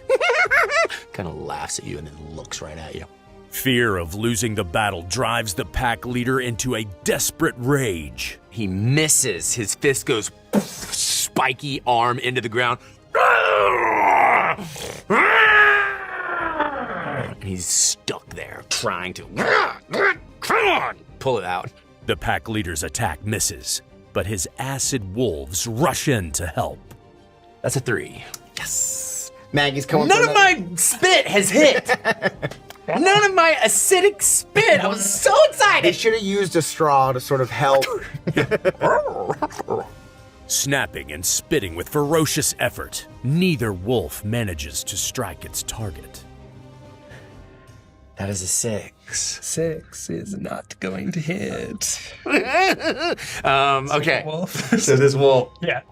goes to like bite you and you're I easily kind of do like a little shuffle out of the way of that thing. I mean, ting him with your sword Yeah, a little on the tap him on head the so you nose, are yeah. successful Boop in him on hitting the- something with the sword. Successfully dodging the onslaught of attacks, Rubble looks to put an end to the pack leader's reign. While there is not literally energy lingering in my axe, I have felt a bond with Amori, and fighting again with the Benastar in such harmonious way. I swing my axe around, and I just want to clean off the head. Parting the pack leader's head from its body, Rubble stands over the corpse with resolve in his eyes. Ichor and blood squirts up as his heart slowly falls. And as his head rolls by you, you notice red spots on his eyes and on its skin. And the head just kind of like rolls near this wolf who looks at it and looks back up at you. And, softly under my breath, as I have done this, I just mutter, "Gobble, stop." The momentary pause on the battlefield is interrupted as the giant worm bursts up through the ground once more. No! oh no, I forgot about him. Look.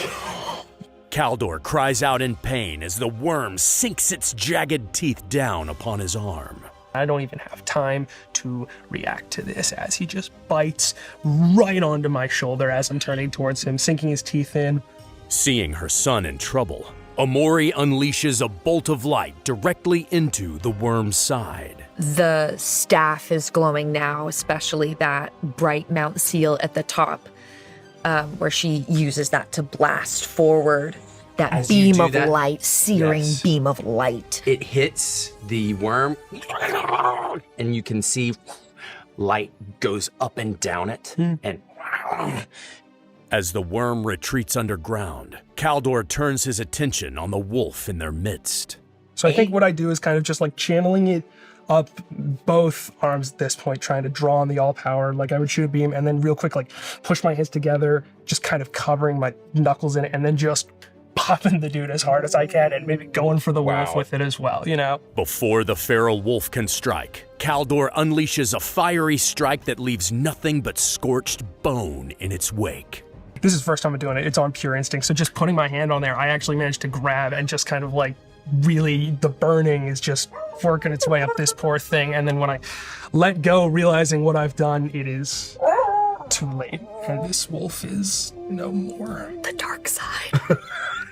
Jumping in to protect Caldor, Rubble engages one of the vicious gnolls before it can strike. I feel very alarmed. Yeah. And almost in an effort, I'm supporting my charge. I'm supporting my family, but I'm also trying to almost like stop him from needing to do this again. And I will come to try to finish this gnoll in the back. okay, Oh, thank you. Nope. Oh yes, That's a crit rate. it is crit. With what? Crit! Way to go. Worried that Caldor's use of the all-power is becoming reckless, Rubble grips Maggie tightly and swings with all his might in this critical moment. It's almost like a panic of like release that really creates this momentum of the crit. So it's almost fear in me as I.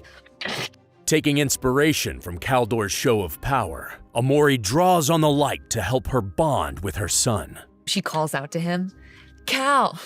And she kind of mirrors, although this is not necessarily how it needs to be, but she mirrors what he did a moment ago. She's going to clap the hands together with the light, because typically it's an open palm technique, but in this, she's just going to use the light. The gnoll falls back from Amori's blow, but his ears perk up as something new approaches the battlefield. All of a sudden, you hear, Return! Hearing the call of their true master, the wounded beasts race back to the cave entrance and are met by the sound of countless more pouring up through the tunnel. Told to return. and you see just on the inside of the cave, these two actually, they go into the cave.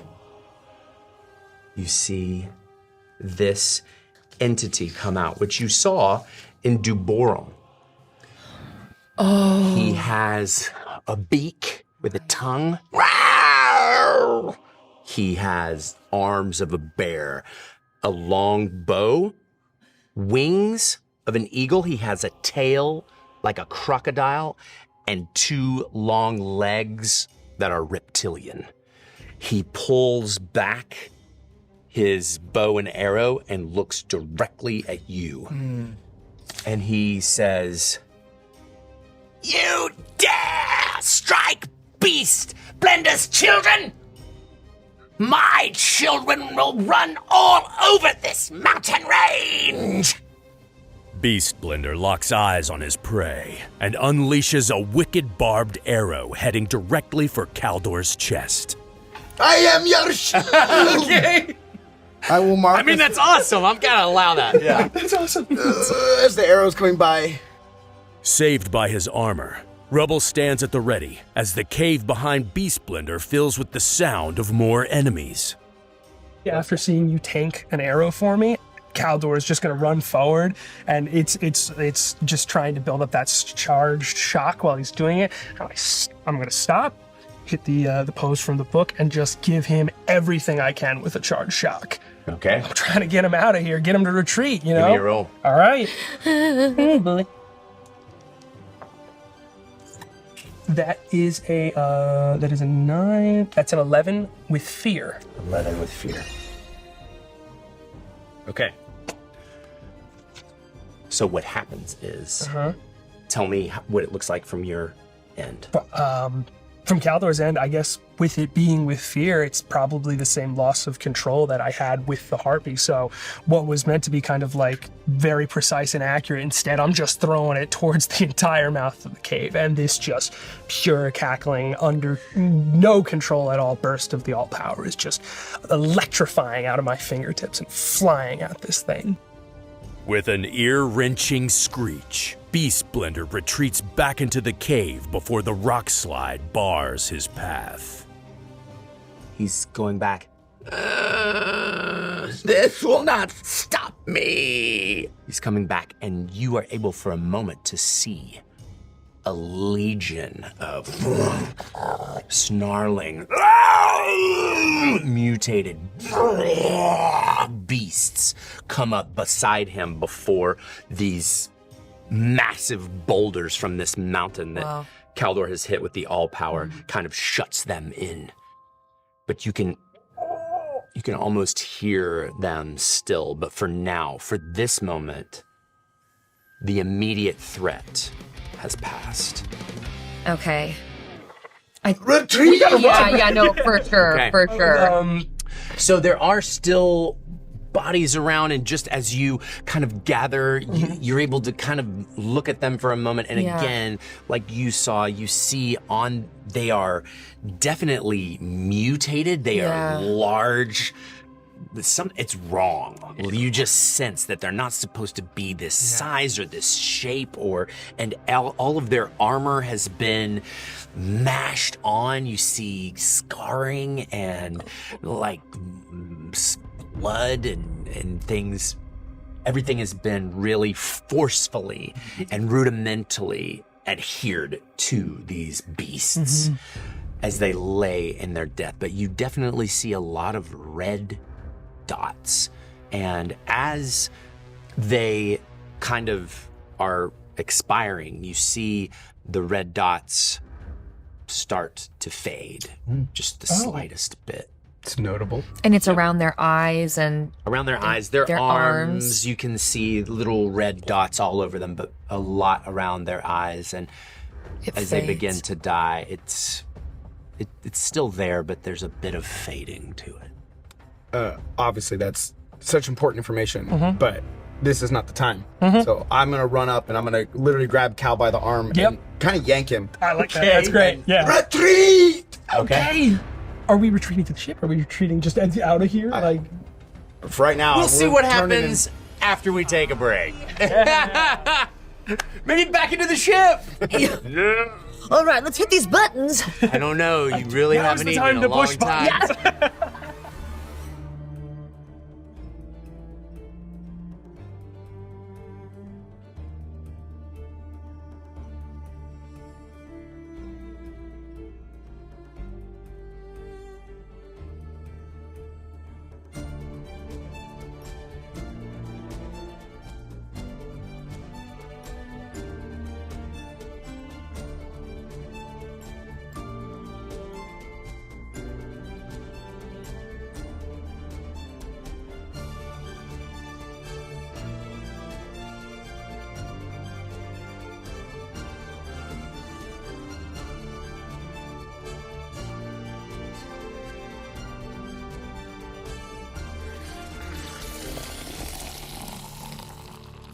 For over 30 years, Amori's has been the only dispenser on the market to offer a bowl option for your morning green drink.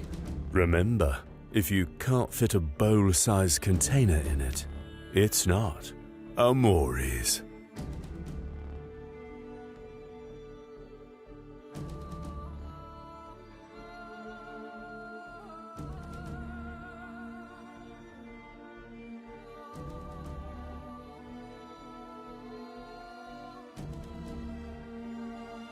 Hey there, Rigamarollers. GM Matt here. Now, I have to give some love to Side Quest Concepts for custom making our show's GM screen.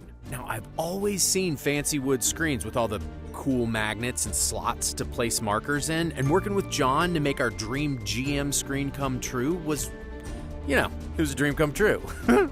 He's not only an incredible woodworker, but he's also a massive tabletop fan. So it's like working with someone who actually gets what it is you need at the table.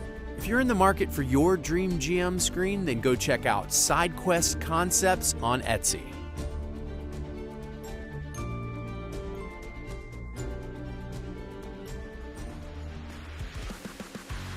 For those who love to rock and rigamaroll, we are happy to announce that we've partnered with Heavies. They make top-of-the-line headsets and earbuds designed for heavy metal and gaming. So stay tuned all season long for some amazing giveaway opportunities coming your way from our friends at Heavies.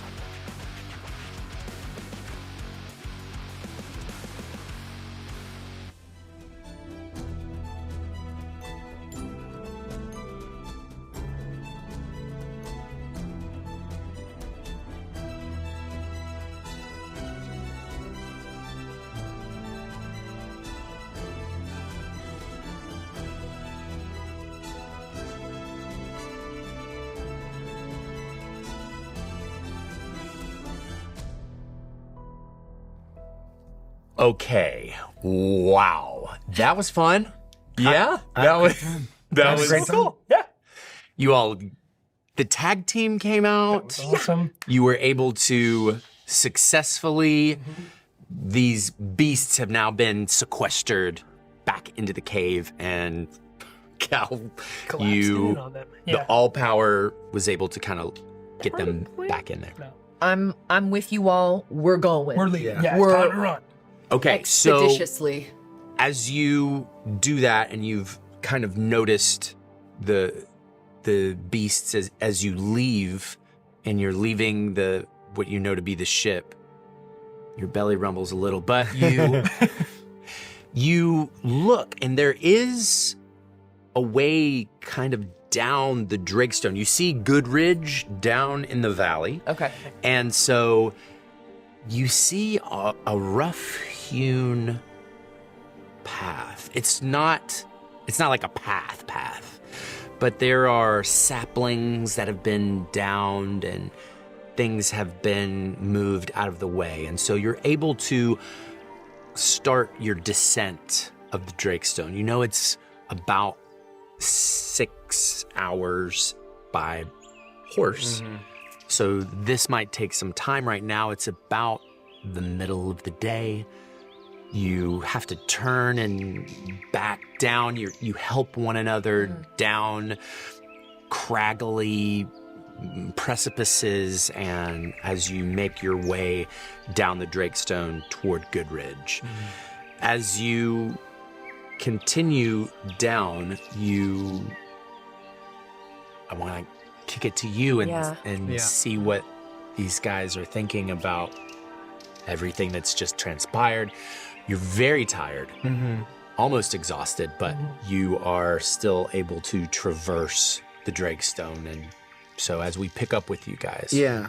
I mean, to that end, we've sort of been hustling our way down, and maybe this is the first moment where we can kind of take a breath and lessen our pace a bit. Okay. Yeah? Yeah. Yeah, while we're still. Yeah.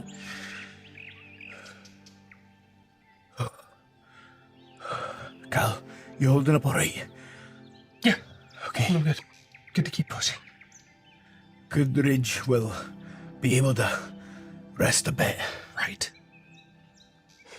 Did you see those creatures up close? I saw a bit of redness in their eyes and their skin. Mutated. Corrupted in a way, light bless us. What stood out to me more than the speckles of red was the armor that was adhered to them. It looked like the same metals perhaps on that big flying ship thing. Whatever is happening to these creatures, it might stem from that thing. From what we saw Aye. on the metal ship. I don't understand it, Amori. I don't understand it one bit. I've spent years fighting those creatures in the Ashen Expanse. Not once have I seen them like that. So twisted and mutated. Let alone all the creatures we fought in the last few days. There's nothing like that you've ever seen in the south. Not the same way, no. I don't think anything like that came from the north. And if it's not from the Ashen Expanse, like you're saying, it must be. Surely there are deep corners of that place that none of our kind have made it to see or to make it back. I'm very alarmed. I feel uncomfortable, like this is... It's not what I know. This isn't Sindarin. Whatever it is, I felt the all-power while we were there, so... There's something familiar about it, but... I don't know. Caldor. It's a decent point. I mean, a day ago, I would have sworn that the all-power was the ultimate dead end. But there is hope. There is a path forward. It can be creative, not just destructive. Clearly there's more to learn.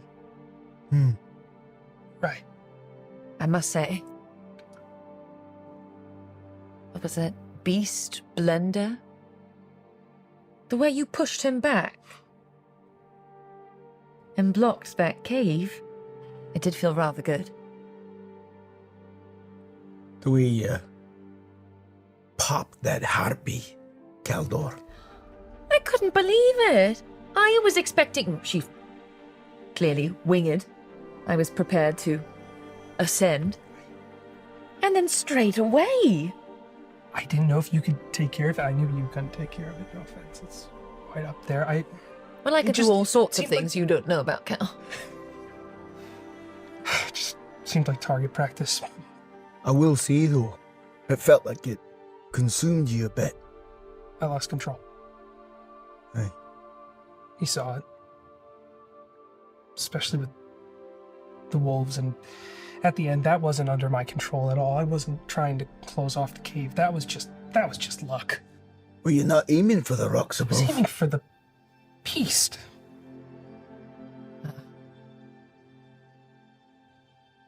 I suppose there's a lesson to be taken in that. Amori, what you said about the old power just now, it being some ultimate energy force. What if what we don't know about it is what these creatures are coming for, you know? That they have a piece of it that we don't yet understand, but that they're seeking it. Do you think it calls to them? Maybe.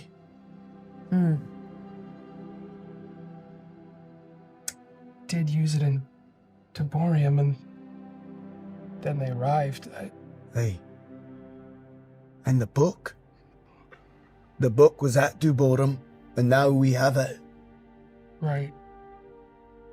And the tower that was taken out only because they only knew it was there because of Zazamar. You could be right. We need to be on guard at every moment. Right.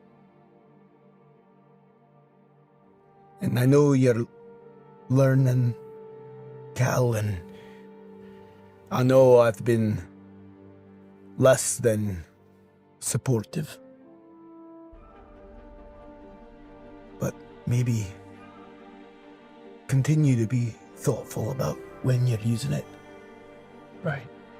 To be a champion, and even more than that, a Benastar. We are responsible for the safeguard of Synthara. It's your birthright, in many ways. And I don't think, as I've always told you, that there is one specific way that you can be that. It could be anything. And here you are once again, surprising me.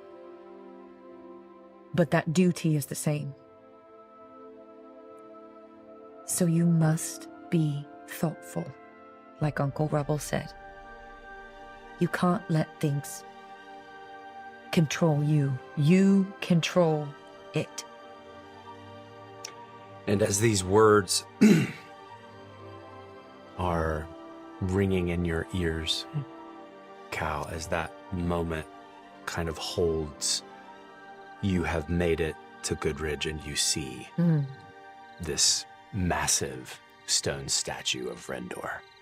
So as she's talking about Benastar and duty, you all pass by the statue and come around, and as you come into town, things look a little different. Oh no. And you walk in, and the carts that were there around the well have been broken, and some of the buildings, it's night, but you can still see they're kind of charred. And you, the three of you, are utterly exhausted. Yeah. You have been up for so long, and so you turn the corner and go to Punley Place, and you see the sign is hanging down. One of the sides has gone. And you hear, Papa! Papa!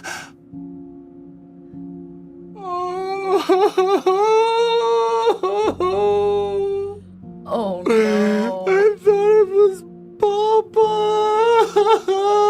And she I'm gonna wrap her up. falls Yeah. into you. And she just kind of, they took him. They took him. And she's just crying and like holding on to you. But as soon as she saw you, she just made this connection, and anything she was trying to hold together, she's let go, and she is just clawing at your robes, trying to gain some comfort, while at the same time just in utter grief. What am I gonna do? What am I gonna do, Papa? Are we seeing any like danger? Like you're saying that this is like She There's has like a- come. yeah. You just don't know. She has come out of Punley Place, hearing you, thinking it was Papa. Yeah. And now she's crying, and you've heard her say I'm gonna- they took him. Yeah. So that's what you know at this point. Since the town is mostly asleep since it's night, and there's no one really milling about. okay. I mean, it seems like Amori's got this, so I'm gonna start like looking around. You Okay. know, I'm seeing somewhat close, but I'm definitely gonna start looking around the town, like what is happening. While Okay. holding her, I'm going to sort of usher her back inside. Again, not totally certain. Is anything else actively here? At least taking her inside feels maybe more safe. So I'm going to sort of hold her as I bring her back inside and maybe set her down. I'm going to take her hands and kneel Okay. in front of her also. What happened, Mama Punley? They was monsters. They came and they took him. I think they took some others. I don't know who, but he's gone and he is my life. I don't know what to do, but he's gone. When did this happen? It just happened a few days ago, and he's gone. He's gone. I don't know. And she's like crying. There's no one around. There's no fire in the hearth, and it's cold, but you all are feeling just so like you're about to fall asleep standing up. Yeah. And so she says, y'all can have a room. It's upstairs. But I just hope the light can find him and bring him back to me. So she's kind of having this, and she's like, I have to go. Thank you. And you go and you see she's got like a pallet that she's put out on a couch there in the front room that she's kind of like just huddled in and resting in, waiting for his return. And she falls asleep immediately, kind of fitfully. And you see that, and your own eyes kind of start to droop. And Is the town like destroyed? Or are you saying there's like some charring? No, there's a few. I mean, it's still dark. You see these two carts that were there before have been. It's askew. It's askew. Okay. There are sheep in Okay. the area where the pens have possibly been destroyed. You can't see many people around right now. Okay. There's a mound kind of new earth that's been dug. There are new boarded up places on certain things. There's certain areas that have been charred and burned. It is not raised. I got you. But it is, Yeah. it's been through something. Yes. Okay. I think kind of anticipating maybe what your instinct is, because it's similar to mine, which is that we need to help, but knowing we are at this point tapped and injured. And so I'm going to kind of shoot you a look. Yeah. I come over.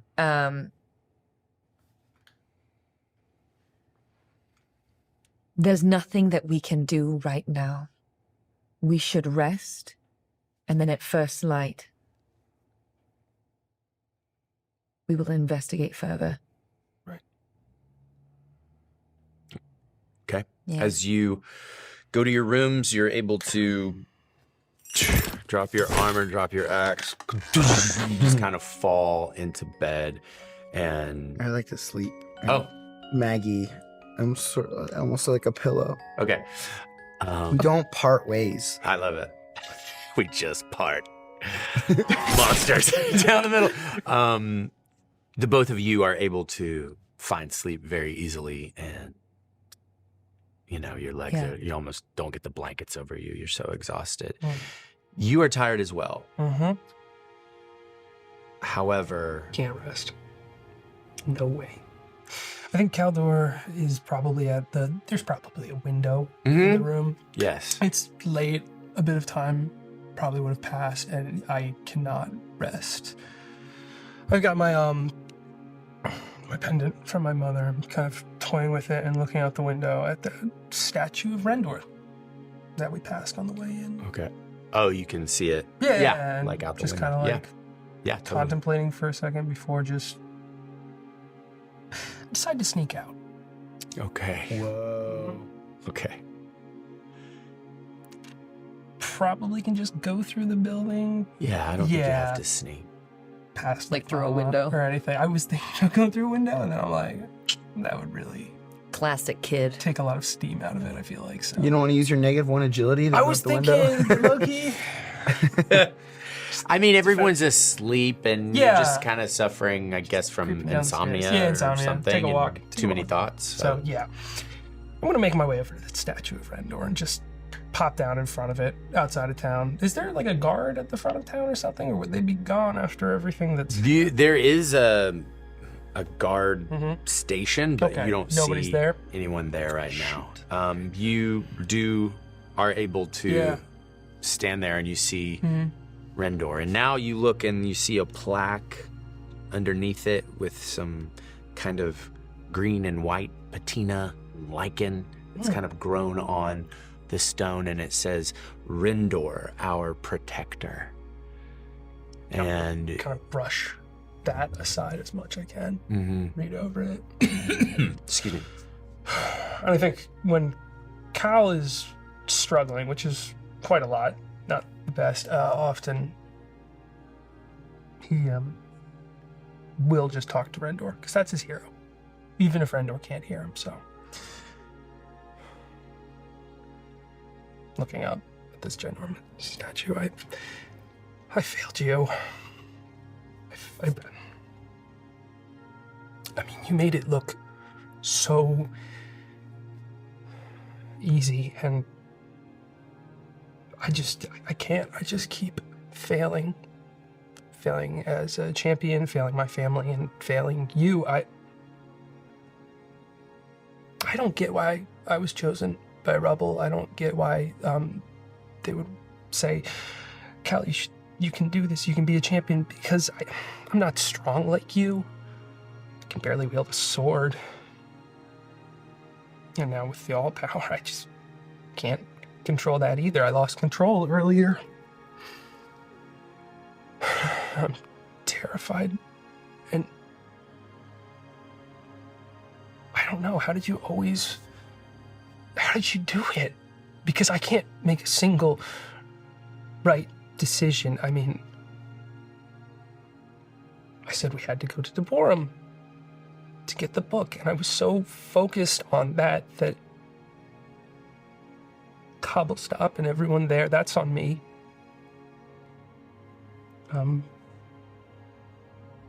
That's on me. And then we left. And that was me also. We had to get me out of there. I said we had to get the spellbook out of there. That was the most important thing, but that's not what you would have done. That's not what a champion would have done. I don't know what to do. I really wish you were here, and that I could just actually talk to you. Because you always found a way, save the day. You would know exactly what to do. Just gonna kind of sit on the statue. I don't think it's gonna reply anytime soon, and nothing else is coming to mind. Just kind of wallowing in this I'm afraid. Hmm. I'm afraid that, Rubble's right. And every time I'm not just putting my family in danger, I'm putting Rendor's family in danger, and I'm not living up to him. I can't protect them from the monsters or from me.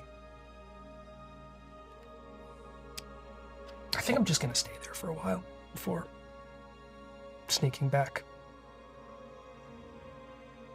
So with that kind of,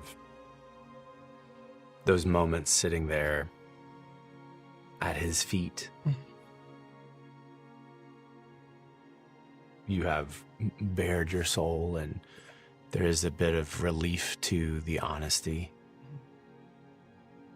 Almost a prayer. Yeah.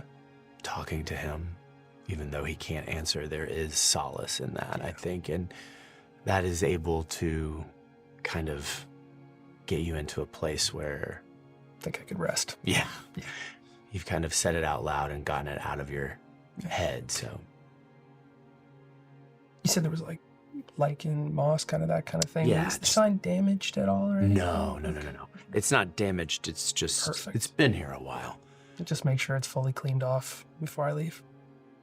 Fantastic. You're able to do that. Yeah. And you climb back up to your bedroom. And so with that, we'll go ahead and work through the mechanics of a long rest. Oh, cool.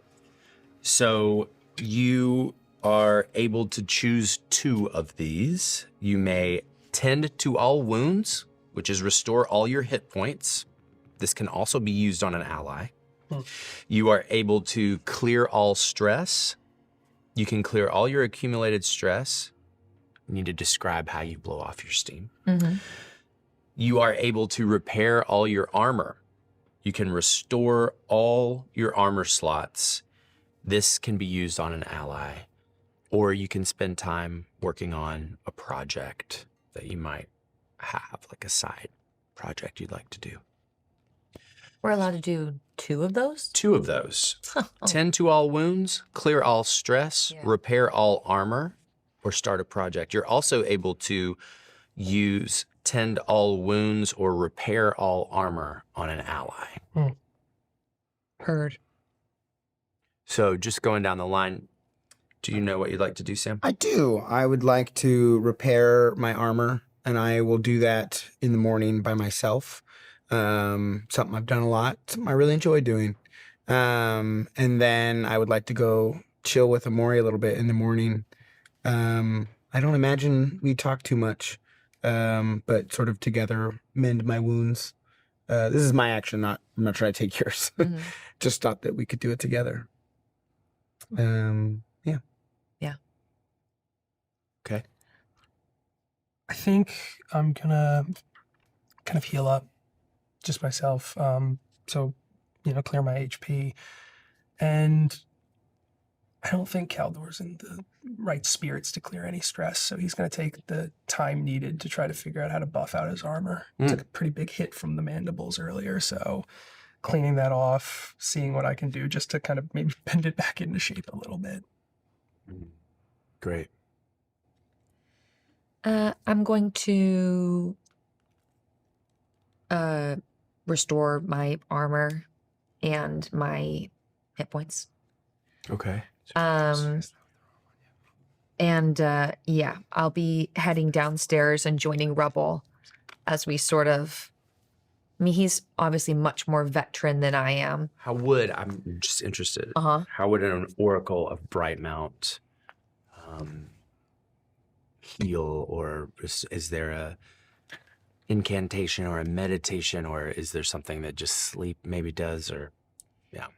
I think it's kind of like in Duborum with the water, kneeling in front of an area that feels peaceful. So in this, I think her room with the window and the sun has started to pour in, and being able to feel that on her face and her skin as she uses the light to tend to the wound, which that worm bit up her leg. So sort of tending to those wounds. And then heading downstairs to buff out the armor with her Uncle Rubble, which is of the of the things that he's taught her over the years, that's one of them. He has a way of doing it, and she does it just like he does. So even if maybe coming down wordlessly, going through the motions, taking the rag the way he does, the rotation and the way that he does. I love that she does it the same way I do. It's great. So as you all are doing that to your armor, you smell eggs and butter and biscuits is wafting in. Oh, hello. I'm so sorry about last night. I lost myself. Please forgive me. I do miss Papa, and I don't know where he's gone, but I still have a place to keep and to uphold. And so I made some eggs and biscuits today for people if they want them. There's no mutton pie. That was Papa's recipe. I'm sorry. Mama, She just kind of takes them. She has her apron and just kind of dabs her eyes. Please, do not apologize. We're so happy to be here with you this morning, but I would like you to know, while we've been away, we too have been fighting monsters, creatures. I don't wish to burden you, but if you can tell us anything about what happened, we would like very much to help. I wish I could. I just don't know. She goes to your table where you're sitting and puts out eggs and biscuits and a little thing of jam. And I think they got Graham too. And she just kind of sobbed and I didn't see nothing. I was cooking in the back. I heard commotion, but by the time I was able to come out and it was all over, I just was busy cooking and they got him. It's all right. I know it's a lot, but you do know more than you think. When did it happen? Oh, just a little while ago, a couple days. How soon after we left? I can't remember when I don't know. I'm sorry. Everything's kind of blurring right now. That's all right. Is there anyone else that you know of in the town that have also been taken? I don't know. I don't. I think somebody said something about Graham, but you're welcome to go and talk to others in the town. I'm sure everybody's still rebuilding and yeah. I'm sorry. And then she goes and she brings out some juice and pours for you and brings out utensils and napkins and says, I wish I could be more help. Enjoy your breakfast. And as an oracle of Brightmount and a champion of Synthara and a champion in training, I hope you can find Papa. Light bless you. She just goes back into the kitchen. We're gonna find who did this. Yeah. Yeah, say it again, Colin. We're say gonna it again. find who did this, dude. I'm pissed. Caldor's been on edge. I'm mad, dude. I didn't sleep the best.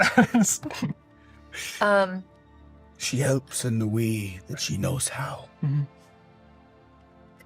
And I'll make sure to tell her that later. But in the meantime, I will eat what I can from this plate. Oh, yes. As a dedicated vegan. The biscuit is wonderful and not much butter near it. Yeah, great. I'm going to do it. It's worth it. Yeah, there's no butter there. No. There's jam, and the jam is, if you Love jam. so good. Love jam. It's just the Delicious. jam is the jam, Delicious jam. as they say. While eating, I want to set up a plan. Yeah.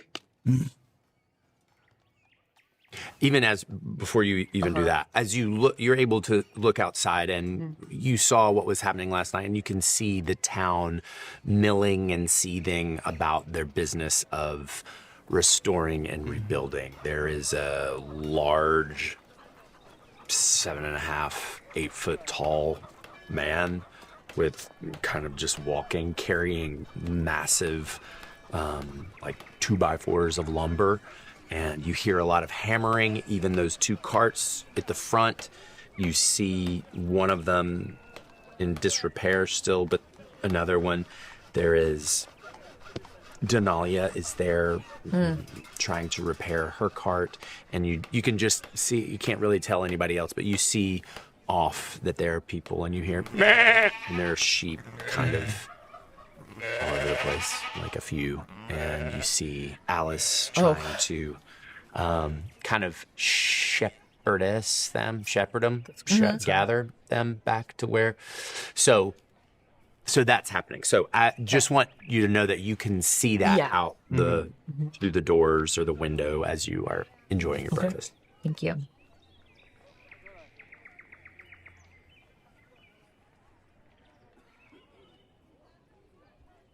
Right now, what is most present on my mind is knowing how many were taken, who took them, if there have been any efforts to recover, and what armaments or fighting people they have here. What do you two think? It's a good plan. Hey, of course, we'll figure out what happened. I think, too, it might be worth inquiring a bit. I know we don't want to spread the word about the old power. Right. But we have to find out if they were looking for it or the book or something. Right. So perhaps we can do our best to find out if that's true. If it's clear to anyone here why they were attacked. I but see. Even if they don't understand why, they might know something that we might understand. Very well. Good thinking. I can check with Tremmel at the blacksmith. Aye. It's a good place to start. He took a liking to me before. I had a rare moment. The word sort of left my mouth. Poetry, if you will. It's a small hobby. Ever the wordsmith? I'm gonna take that last bite of that biscuit, and I'm ready to rumble. All right. So we want to split up like we did last time, or maybe If you're going to we, the blacksmith. Maybe I pair off with you this time. yeah, Okay. Mother and boy. well, I have to introduce him to Alice. So Yeah. Oh no. Get ready, Colin. man. Okay. I was gonna tell you. Okay. Sorry. Let me cut that. Flirting and tongue twisters are my favorite. So just as we kind of track with both of you, we see Rubble kind of with Maggie behind him walking around the well out Punley Place. As you are walking, you see a sign says the Mouse and Kitten, and it has a big tankard of ale on it with a little mouse and a little kitten trying to get the mouse. And on the side of the building, you see the large man with a large beard and hair. Is this overall the 7 foot tall person yes, you're saying? Okay. but he's not. He's down and he's got a hammer and he's hammering. And you hear he's kind of like humming to himself. What are you doing here? And you turn and look, and there's like a woman who is very stocky and not dwarven height, normal height, but very strong. She has a plaid shirt. She has overalls that match the man's. She has like a worker's belt with different tools. And she says, "That's one heck of an axe, isn't it? Well, put yourself to some good use, why don't you?" She goes over, she says, "Here, Tom." She gives him some more nails. "Oh, thanks." He just goes back to repairing the building. Pardon me. She turns and looks, he turns and looks, and he stands towering over her. Did you say you needed help cutting? Towering over you. Oh. No. I mean, I just realized what Yes. the visual of that. Did you say you needed help? Tall, regular, Rubble. Oh my gosh. This is a giant? Half giant. A half giant. I have seen. Yes. Yes. Common to our world. Yes. Not. Yeah. In which case, I'm not at all fazed by this height. Once again, proud dwarf. Did you say you needed help cutting wood? We could use some help, sure. Well, we used to have a lot of help, but there's nobody to put the metal together. There's nobody to make the tools or... Yeah, anyway, we could definitely use your axe. Come here. Did something happen to the blacksmith? I know there was an incident, but I have just arrived again. His name's Tremel. Yeah, he was taken. Yeah, he was taken. They took Tremel. You know, we have a great relationship with him. We run the lumber mill here in town, and him as the blacksmith. I mean, any wood you need, any metal you need, wood and metal together. We were working on some fun projects. Gazebos, we had a gazebo. Yeah, he had a gazebo we were working on with him. It was nice. But anyway, if you could come over here to these sawhorses, and you go, and there's long beams put over these two sawhorses, and she just says, "Yeah, do you mind?" And you can see where a line has been marked with a pencil that she keeps behind her thing, and all you have to do is...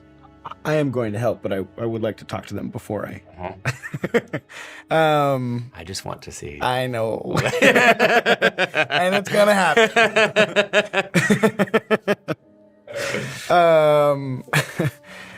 Sorry to hear about Tremel. I did know him. Oh, you met Tremel, did you? I Oh. was here before this all happened, but I left and have now returned, and I only found out about what happened recently. How can you tell me more? Yeah, well, there was this big ship kind of thing. It was made out of wood, but also rope and metal. Yeah, it was big, in the sky, and it came in, and then there were monsters. Yeah, let me tell it. There were these monsters, and they came down, and I ain't ever seen anything like it. But they had these rope things with these trap things that they would just hook onto people, these little green people with pointy ears, and they didn't have They didn't have a lot of clothes on. They were like leather straps, like a gherkin kind of thing. I'm telling the story. Come on. Now he's talking to me. Just, all right. With the ears, you said, and like a kobold. No, they weren't like that. Were they small? They were small Aye. and green. Aye. They were small and green. I know. They were small and green. Aye. And they came. and they took people. They had the ship, and they took the ropes from the ship, and they would attach these device things to people and joink. And then there was a big one, and he had those things as hands, I think. And they were just taking people. They took Tremel. Oh, Tremel. He's a gentle. He is gentle. Oh, come on. But he was the heart of our town. Well, not like those at Punley Place, but still. The mamas and the papas. Right. I'm sorry that they took the papas. Right. Oh, well, Were those the only two that the kobolds took? those are the only two I know of. Maybe there's some other people in town who saw other people. They have more information. I don't know. It happened somewhat recently, so I don't know. And the ship, was it a big ship of all metal? You mentioned there was wood. Yeah, there wasn't any. There wasn't any. There were some metal, but it wasn't all metal. It was almost a balloon with rope. I know. I'm telling it. Come on. Jeez. Anyway, so it wasn't metal. There were metal parts to it. There were these whirligigs that were metal that were helping it go in the sky. It went in the sky. Tom, seriously, watch it. I'm telling the story. Well, you're missing all the great details. No, I'm not. I'm telling him about the whirligigs. So the whirligigs were going, and it was up in the air, and it had a big blimpy thing with rope. And yeah, those things just came over the side, and there were these little ones, the little goblins. They were throwing these bags, and the bags would explode. I'm telling Tom, get back. Look. Now, you need to go measure those and make sure they fit. We're trying to frame this whole... What's Mumbles gonna say? Well, I don't know what he's gonna say. Well, I don't either. Anyway, so there were these other ones that had these barrels on their back, and they would take it out and throw it. And they would... And then... And fire. And all sorts of mayhem that caused. But they took Drummel. Anyway... Sorry, mister. We gotta be about our work here. It's okay? all right. You've been very helpful. Can you please just cut these for me real quick? Of course. Thank you. I'm so sorry. It's okay. Just one more thing. Oh, jeez, Tom. Well, two things. One, Oh, to Matt, I am assuming that they are describing at least a ship more similar to the ship that we fought with the actual kobolds that were not goblins at the tower. When we fought Fishmonger, Yes. they had ropes and a wooden ship, Yes. which they're not describing. with metal also, but it Yes. was a not. They're not describing the ship that we just saw. They are not. Yes. And They I'm are connecting describing those dots. a... I'm probably correct more, to so- connect those Yes. dots. Yeah. Yes, Cool. yes, Great. yes. Okay. Listen, I'm gonna chop this wood, but before I do, you're gonna see a sight, and just know that you're not in any danger, and the wood will be chopped to utter perfection. Tom. He comes up and stands, towers over you next to the sawhorses, and he's standing behind her, and he says, "What's wrong, Jane?" This guy says he might hurt us or something. No. I won't hurt you. What? I won't hurt you. Okay. I'm just prepping you for what you're about to see. And I take some steps back and take Maggie out. Okay. And as I do, the curse takes over as the bracers fall and... Holy what? Oh, my Lanta! You're all fine. And I proceed to start chopping the wood, and as I do, it is a sight. I'm going to town with great precision, but with such wild energy, as it does put me into a whole nother state. Would you say it's a flow state? I was not in a flow state. A flow state is a double crit unstoppable. Okay. Okay. They're just staring at you. That's good. That's good. That's good. That's enough.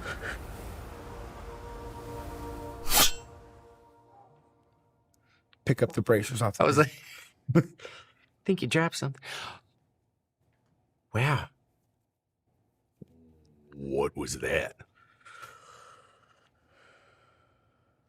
Are you normal?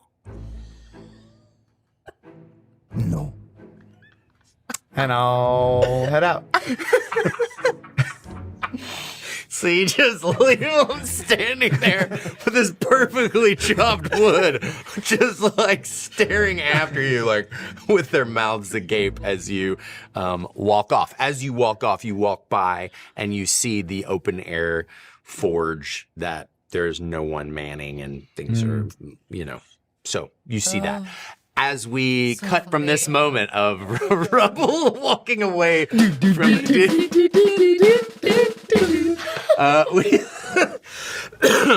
we cut back to mother and son, Amori and Cal. You step down the stairs from Punley Place. There are sheep coming about. You can see Denalia is down, ting, ting, hammering, trying to get a wheel back on her cart. You smell smoke, and you look over. There's an old man just standing by on the front porch of Punley Place, just smoking a pipe. You know him to be Milnak, the guy who gave you the horses. Yeah. The horses, And there's other people about Yeah. milling and seething, so... I'm going to see one of the sheep and try my best to sort of gently bring it to where I know the stables, where I first met the sheep and Alice. The sheep pens. The sheep pens, yeah. I'm going to try to kind of... Are you? Yeah, Are you? You're using my helping too? staff. Are you That's getting right, one too? like I'm also Gently like, hey, tapping. hey, like kind of like other direction. Okay. Try to get that one Stop out. it! No, I'm just kidding. One of them. Oh, no. That's dark. My name is Sheep Herder. Yeah. No. Okay. So you're able to. And on his belly, there's just a bunch of... There's a bunch of sheep in its belly. No. You are able to. Yes. I'd like a roll. You got actually. it.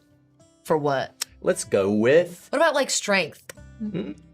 Are you grabbing? How about shit? no presence. I want you to charm, perform. Presents? I mean, I want you to charm no or way. perform these things. Fine. I need more fear. Well, you're not getting it. No. It's oh yeah, because I don't have any. It's 11 with hope. 11 with hope. 5 and Great. 6. It was a 10, so well done. So you. In your hope. Oh, take your hope. Oh. Thank you all. Thank you. Ha-na-na. So you are able to successfully shepherd these two sheep. You both kind of have one, and you walk across the town, My staff which isn't gone. very far. There's Just running around it. what? I'm just juking around the sheep, like, go that way, go that way. I don't have a staff, and I'm not pulling a weapon on it. Yeah, you're just trying to. It'll go one way, and you're trying to go the other. But with your Amori's role, got she's able to help, Mainly follow you. help get you. So you go over to the sheep pens, and you can see that one of the pens is actually like opened up and fallen down, and you see a young woman there, trying to put everything back together. Her braids, but her hair's kind of askew, and she's trying to put the fence, and she just keeps looking for her sheep, and she looks at you and she says, oh, thank you, and she like shepherds. She says, she just kind of like hums to him, and they're like meh, meh, meh, meh, and they like follow, and they are able to kind of get into the pen, and she's got a temporary wooden thing that she's able to kind of stop them from getting out, but it is still very temporary, and she's working on a more solid fix. But you can tell that things have happened back here, and there's things have been destroyed, and she's trying the best she can to put it together. And she looks over and she says, "Oh, thank you, thank you, thank you, thank you, thank you so much. We have sheep all over the place, but I really appreciate it. Is this your?" Well, yes, Alice. Hello again. As I mentioned before, my son, Caldor. Hello. And she goes to shake your hand, and she blushes a little bit. And This is Alice, the shepherdess I told you about. Yes, just well of information last time. Thank you so much. well, thank you for bringing the sheep back. It was terrible. It was absolutely awful. I'm glad that you weren't here. They came, these monsters, and they were going around and throwing things that were exploding, and things were catching fire, thatching on roofs, and we were able to get some water from the well and put it out. They were so destructive, and they took people. They had a ship, and it had these ropes that came down, and they had this clamp that they would put on people, and they would be I see. taken back to the ship. They got little Ruru. Who is Ruru? Ruru, the little Talon girl? Chiflin's daughter. She's a mess. She really is. But she's our mess. And I love her. I just hope that she's safe and she's okay. I heard that Tremel was taken too, the smith. Graham. Papa. What are we gonna do? Where did they go? I don't know, but she was just a little girl. Why would they take a little girl? She couldn't even fly yet. I don't know. But Alice, we did not initially come here for this, but I do feel very protective of your town, and I would like you to know we will do what we can to find out. You are an oracle of Brightmount. You are, as she said, a champion in training of Synthara. If anyone can help Goodridge, it's you. I'm just so scared they're gonna come again. What if they take the sheep? What if they take me? She just kind of goes back to her work. Alice,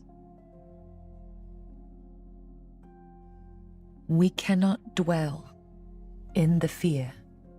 Of course you are allowed to feel how you feel. How could you not? But remember, that is what the light is here for. It guides us, connects us, and brings us hope. I'm going to give her a little blessing like I did before last time. Yes. Where I bring the staff sort of to my palm, and tap her gently on the forehead. She closes with the oracle's her blessing. eyes and she receives it. Her eyes flutter open. Thank you. While we are here, are there any others who are injured or might need tending to?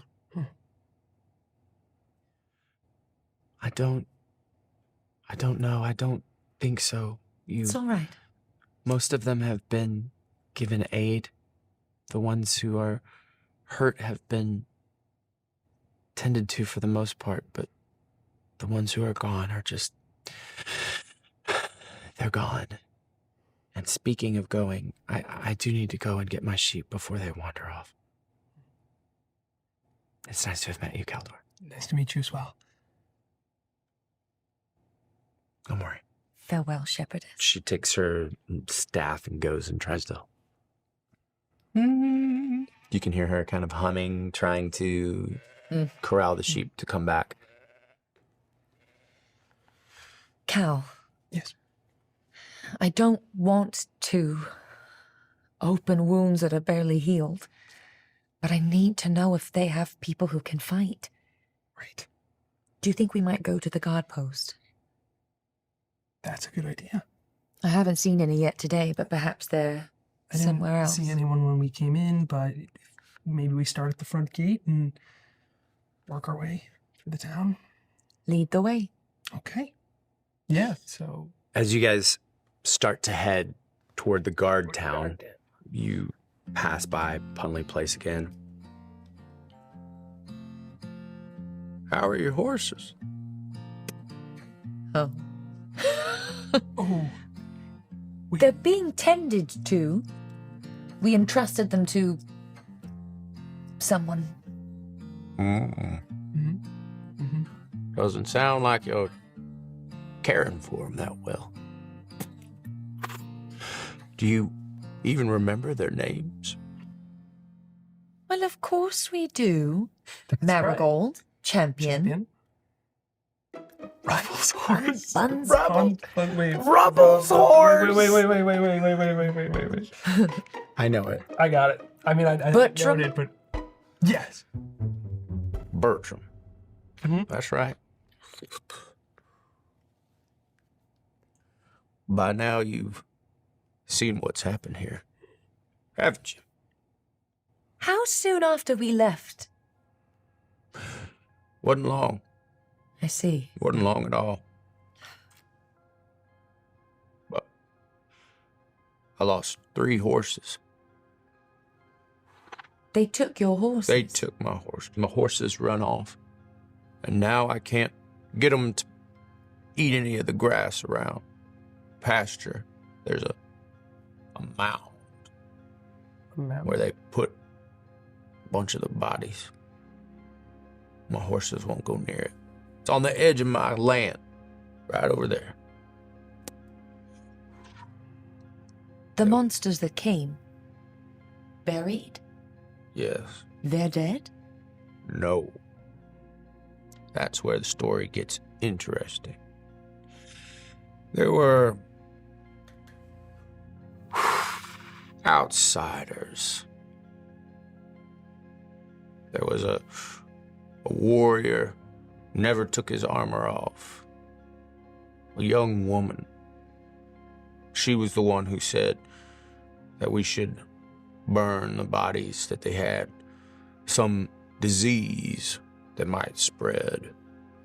And then there was another man, Atticus. Can I join this conversation as I finish? Sure. Okay. Yeah, you can Great. see what they're doing, and you've kind of come up. Let's say while he's Totally. talking, you've picked up on it. Sure. I'm listening. It's a small town. Atticus. You only got his name? Yes. There was a warrior with him. Who didn't remove his armor? Yeah. And then there was a woman. And she was the one who told us to collect the bodies, and they burned them right over there, right next to my land. And now the horses won't go near it. They can smell it.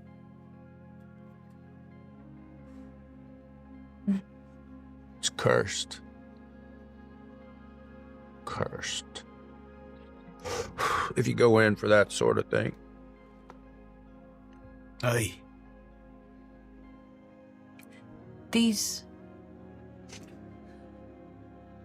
I was 2 steps behind. Yeah, anyway. These strangers. They assisted, they aided you in your fight. They did. And they have since left. With 3 of my horses. I see.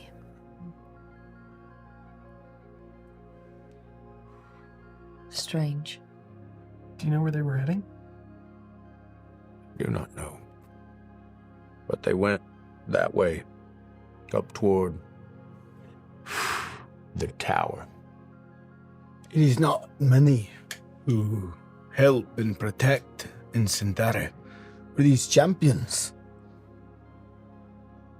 Might have been. Hey, I couldn't tell you. One was definitely with armor. The creatures that the woman suggested you burn. Did you get a look at them before? Yes. They were little and green. And they had pointy ears and they had little red dots around their eyes. he describes a kobold. You know, Uncle Rubble, I think you might have that wrong. I think that's a goblin. Aye, what I I don't- said. All right. I don't know what they are, but somebody ought to do something about that cursed ground over there. You said it was red. Patches around their eyes and their arms. Yeah, little speckles. Like we saw before. Right. Diseased, cursed. Indeed. He goes to tap his pipe out as well. What did the woman say why she wanted to bury them? She said they carried some disease. She was scared of contracting it, but we put everything in there. There hasn't been any disease. Very well. We should I see will if it investigate that. dissipates the same way that it did. Yes. Similar to what happened. Aye. Yeah. If the speckles faded from the ones we killed, maybe these are the same. Did he not say that they burned them? Oh, Are they burnt? Like, fully burned, nothing left? Or. You have to go see for yourself. It's right over there. Alright. I don't know, Uncle Rubble. He's starting to get have to- mad. And he's just like frustrated at the whole situation with how the horses won't graze. And you can see like the horses are kind of over as you look off Right. to the pasture. They won't go near it. They're all Yeah. on this one side. We'll step a little away from him and give him space. people in the town, naturally and understandably so, are a bit on edge. Of course. I spoke to a couple, I presume, and they were bickering back and forth. They said about the same attack and the kobolds and their grabbing things. We were thinking we might stop by the guards at the front gate as well to ask if they have... These people will need help to defend themselves. I want to inquire after if they have anyone here who might be able to fight. Are you determined to see this cursed mound? I was thinking this morning when I was repairing my armor, that big metal ship that you two were all too quick to start touching things, and the armor that's been pressed on these creatures and these speckles, but more than any of it, the warriors that were dead. Both the one that we saw in the cave and then the one we saw on the ship before we heard the wolves cry. The woman with the blue skin. I can't get her face out of my mind.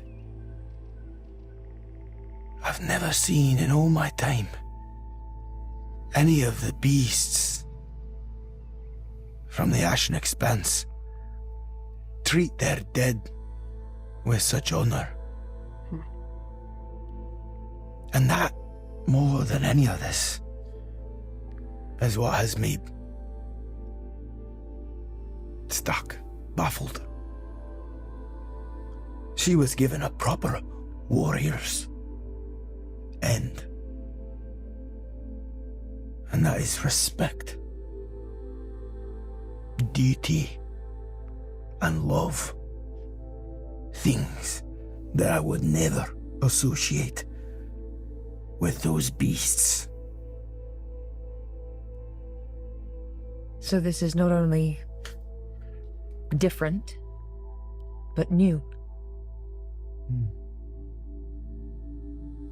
It's just stuck in my mind. I want to see. There's something here.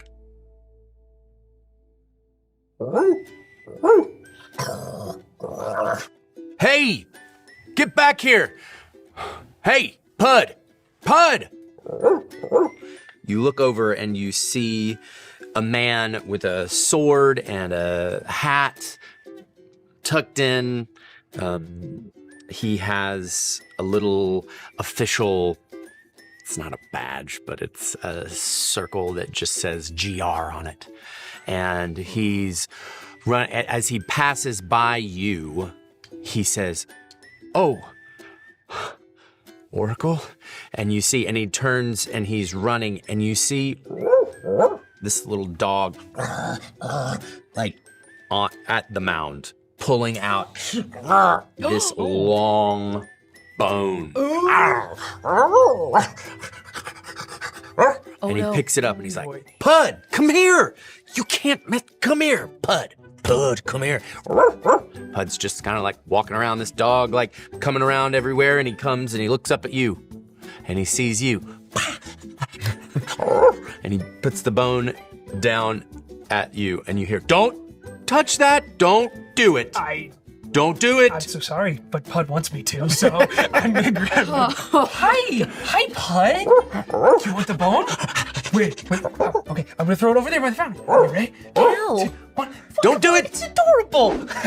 And he like chases off after it. And bless. Like can't believe- mother, like son. Come on, you wouldn't have. So help me if we have to old yeller this dog. Whoa, This man- Whoa! We just met the dog. He's gotta die now. But if he gets It's a clean bone. It doesn't have red spots on it. You assume. Wow. Okay, it up, man. that got dark. I was so worried. He's fine. Do He's I fine have for now. disease For on now, my hands? maybe. I picked up a bone. Maybe All you of a have sudden, you six see these fear. I bubbly knew it. They red melted dots. away. It's like, yeah. Cal turns at you with the all power. Okay, so the dog grabs. Okay, sorry. There he goes. Yeah, he's running. He's running I'm back. actually gonna run after him real quick Okay, and, like, start you're running. petting him and stuff. Don't The puppies please, have gone off together. Don't encourage Pud. Oh, I'm sorry. I love other people's dogs. And They're so it- cute. as They just you- take care of themselves. you like go off and you're just kind of playing with Pud, and he brings you like a bone, and yeah, you're just playing fetch and tug of war with the dog, and They seem to be all right. I'm so sorry. wow, it's okay. I guess I don't play with him enough, do I? Well, I don't think I've seen you all around here before. I'm Riley. Nice to meet you. I'm the constable here at Goodrich. Oh, excellent. Like a wrist. Well met. Oh, nice. Okay. That was me crawling. Oh, okay. Is that a champion shake? You are a champion of Centaur. I am. Like him. And he points over to Rendor. He's a champion. Was a champion. It's been a long time. I like him. What brings you all to Goodrich? You no doubt have heard about what happened. Sadly, we have. Constable, I am Amori Benastar, an oracle of Brightmount, and this is my uncle. Rubacorn. Thunderfoot. This is the daughter of that man. And I traveled beside him through his greatest moments. Are you kidding me? That's incredible. Wow. That's amazing. So wow. Pud, put that down. Pud. And he's like, he's still going through the hugging all cursed of us. mound, pulling bones out and taking them to you and digging more. You're having a great Get time. another one. Oh, yes, and that is my son, Caldor, Okay. a champion in training. Oh, well. Anyway, we were told by this woman who apparently knew more about these monsters than we did, that we would have to bury them. She was scared of some disease or something, but we put them over there and no one got anything. She made us burn them, so it's mostly a pile of ash, but there's a few bones left about, obviously. We have not met before, but we had the pleasure of visiting Goodridge just before we left to fight some of these monsters and creatures, and we have arrived back now learning that nearly as soon as we left, they descended. Well, I care very much for your town, and as an Oracle of Brightmount, in part it is my duty to ensure that you good people can defend yourself should they return. What have you in terms of armament or fighting people? Nothing? well,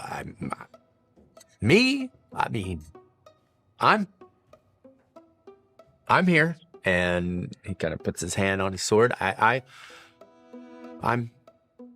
And then there's Pud, but he, yeah, our guard dog. Sometimes Big Tom helps when he's not arguing with his sister. Yeah, Tremel was helpful from time to time, but no, I am honestly, my lady, out of my depth. I did not, was not able to stop what happened. Aye, we were told that there were people here who helped defend. Yes. By Milnak.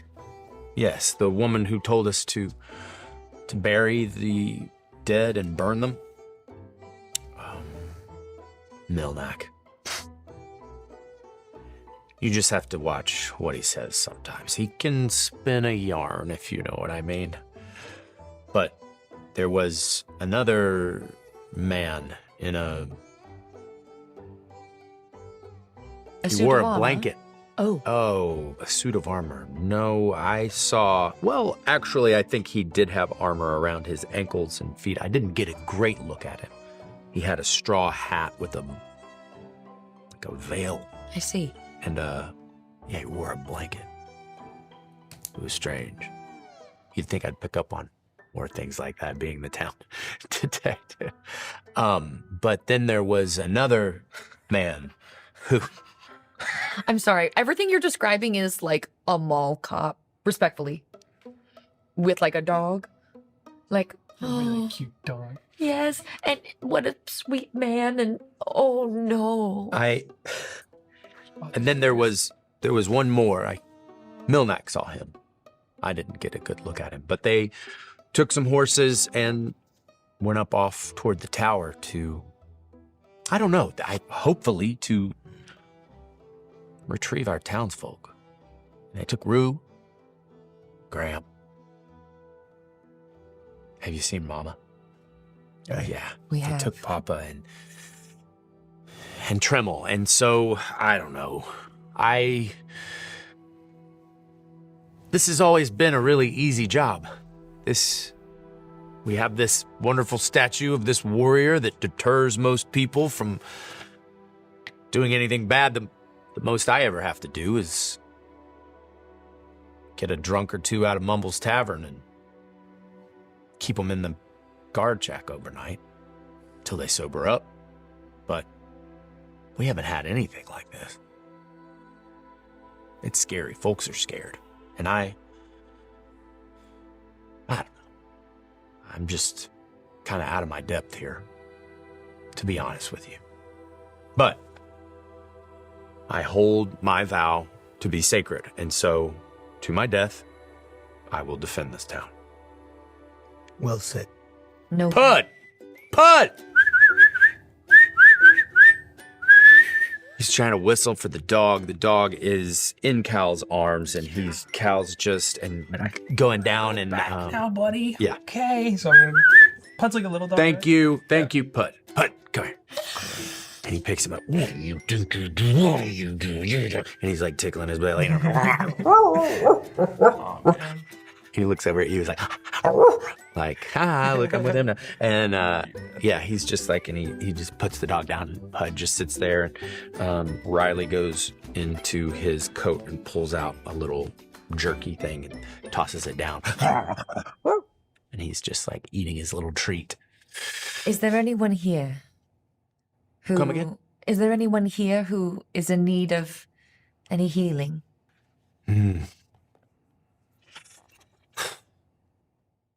My pride. No, I think everyone's been taken care of. That's very sweet of you. I see. They either took the people or there were a couple of bruises and people who fell down. They've been tended to, but it's mostly just rebuilding now. Denalia's working on her cart, and Tom's helping with Mumble's Tavern, and Alice. Right at that moment, a sheep goes by. And Pud, you let that sheep alone, Pud! Dadgummit. You said you're the town's detective. Do you have any knowledge as to a motive behind the attack? Oh. You're gonna ask me questions. To motive. I think to wreak havoc and instill terror and fear in otherwise good townsfolk. I'm gonna shoot Amori a look that's like, this guy. And I'm gonna quickly look away because, like, we agree, but like not now. Not in front of the I'm actually gonna turn and I'm not gonna fully walk away, but like a couple of steps. That's body language. It's like, I'm done with this guy. I thank you for your time and for your oath. Yes, and if there's anything I can do to help, I'm here. Just let me know. I'm gonna go set up some strings around town with little bells, so then maybe we'll know if they come. If they hit the string, the bell will jangle. It's a good plan. Yeah. Bud! He's just this terrible whistle for the dog, and the dog is not obeying him and chasing the sheep. Do you have And another Alice treat? is like, Do you have another treat for Pud? sure. He gives it to him. Pud, here, boy. He comes over from the sheep. There you go, good boy. Good boy. And he's like eating it, and Riley's standing there just feeling cuckolded almost. Just totally You have betrayed. a really good dog here. Totally betrayed. That's my boy. Yep. That's Pud. So what are we doing now? I'm gonna be about 3/4 of the way to the mound. Okay. Oh, yeah. Okay, I'm going to start. Well, yeah, I'll start following after. Thank you again. Dog. Be careful over there. That's cursed. Right. Be careful. May the light bless you. And you. As we make our way. Come on, boy. What do you think you're doing? He gathers Pud, and Pud's like looking off back at you, and his tail will wag when he looks at you, and then he looks at you, and his tail will wag, and he's just like goes off with Riley, and they're gone. So We're alone. you're alone now. Channeling you on that one. Obviously incompetent. Oh, Well, Rubble, not everyone is trained the way that we are. I know. it was that bad. Oh, terrible. I heard the bells thing. That wasn't. Well, I know. at least he's trying to do something. I know you want to protect this town. We can stay for as long as we can, but I'm also worried that we could also be the thing that's drawing the evil here. Right. But we cannot leave it unprotected. Right. Let's get more information. We're here to protect it now. And the wizard used to be the one. And now that he's gone, defenseless, apart from bells.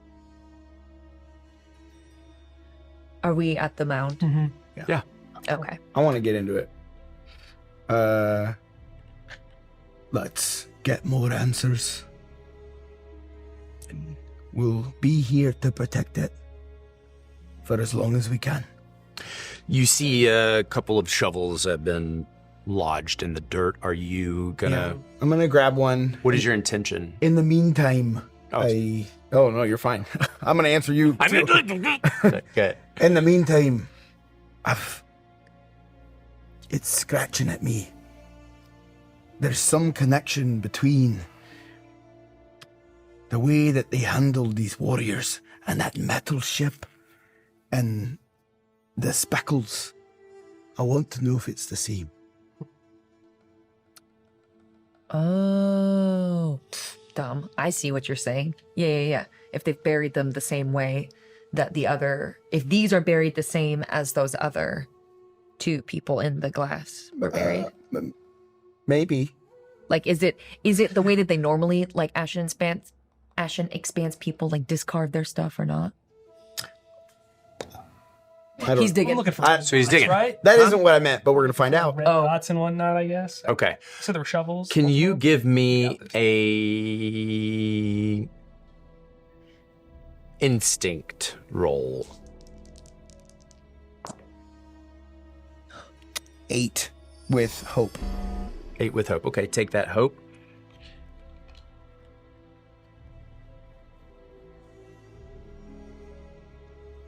So,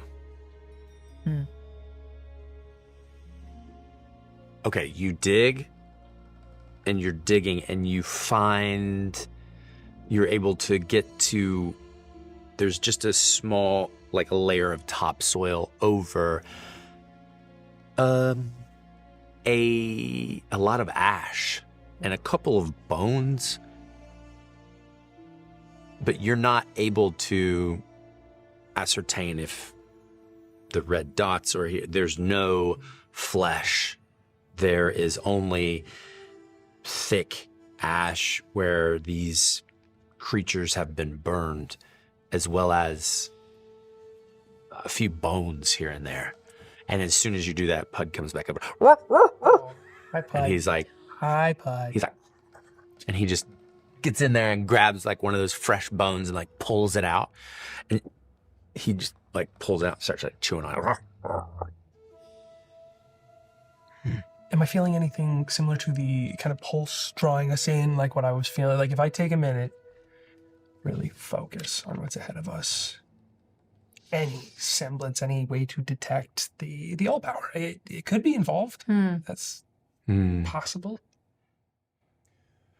You Yeah, that's what I thought. you don't. Well, give me a roll. Okay. Give me an instinct roll. Instinct roll? Cool. +1. That is a. Just kidding. Oh no, it was not a crit. That was a lie. It is a 9 with hope.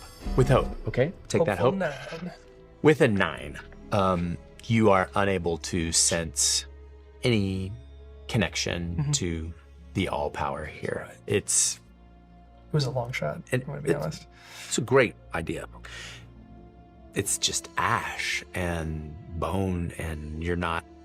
It's too far, too destroyed to really get any kind of information from this mound. It's just bones. Unfortunately. As you are standing here over this mound, kind of looking at it, you hear across the town. And you look, and there's a large man, not a giant, but just a big belly of a man. He just comes out and kind of yells this to the town and goes back in to the tavern. And there are a couple of people who kind of listen to him and stop their work and kind of follow him in.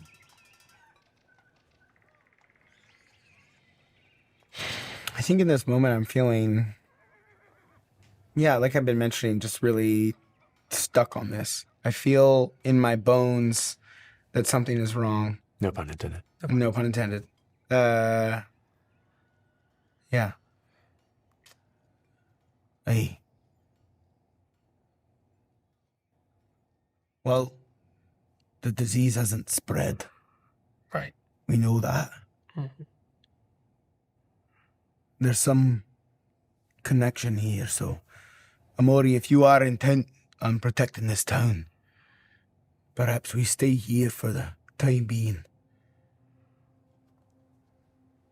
Make sure it's safe until we know more. In the meantime, the best we can do is we have an oracle here to lift their spirits. Very true. I wonder. Perhaps, Cal, if we, while we're here, move somewhere far off, ever so slightly, so you can keep practicing. It's not a bad idea. If I'm drawing them, the monsters in, yeah, that's the best thing we can do. No. Don't use it, but to read the book, to practice the movements. Right. So that you can be more familiar. Yeah, if the time comes. Right. Of course. It seems that the town's gathering here in the tavern. I could use a drink. Rubble. Find something out there. I mean, if a lot of people are there, maybe there's something we're missing. You want to visit the tavern? Aye, there's people there. You can cheer them. You can find a table in the corner and read. And I'll do a champion's best job of protecting without the axe, which is to drink and to share in good time. I suppose I see your point. Very well. I'm gonna turn and start heading that way. Okay. As you get to the tavern, the mouse and the kitten, there are two doors that kind of swing open. There's a bit of light coming in at the top and the bottom. You go in, and there's not a lot of mirth when you enter. There is a fire in the hearth. There are a few tables with a few townsfolk about. You see old Milnak is in there smoking his pipe next to the fire. You see Denalia sitting with Alice. They are sharing a pink beverage. And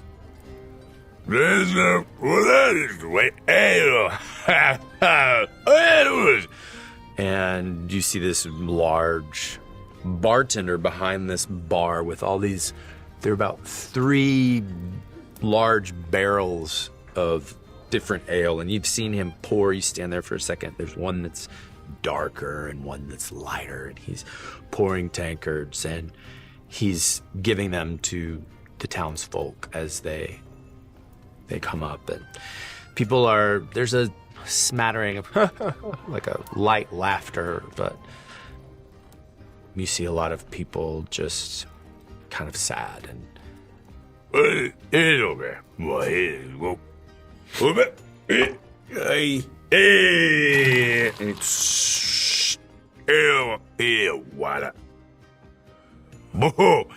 and there's another little one with like, and it says pink juice on it. Oh. They've been talking about Mumbles runs the tavern. Is this Mumbles? Oh, Mumbles. Do you say that out loud? No. Oh. But now I will. Oh, they did mention that on your construction site earlier? Well, Greetings to you, sir. Oh,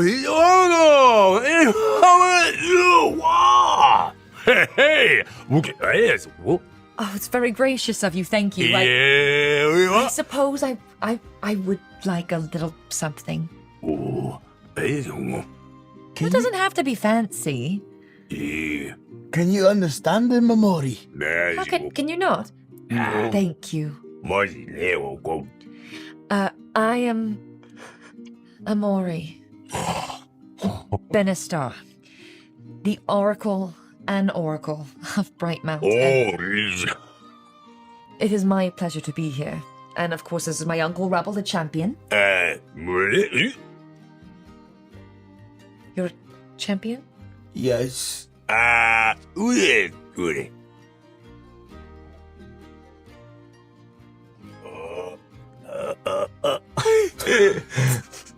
Did you want to drink it? Was it delicious? Very good. And this is my son, Caldor. Hi. A champion in training. Yes? He is very young, as a reminder. Water. He goes down to the edge, and there's like, he reaches down on the thing. What is it? Thank you.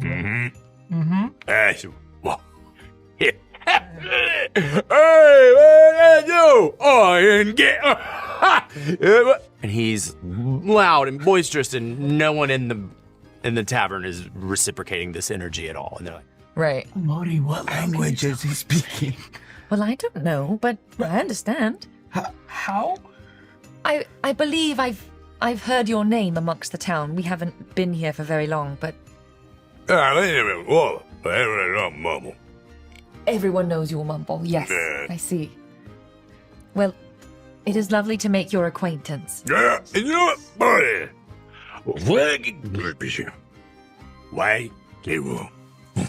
And he goes off, and he's going back to tend to some other things. You have a pink beverage.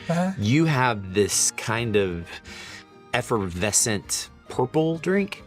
And you have a dark stout in a large stein.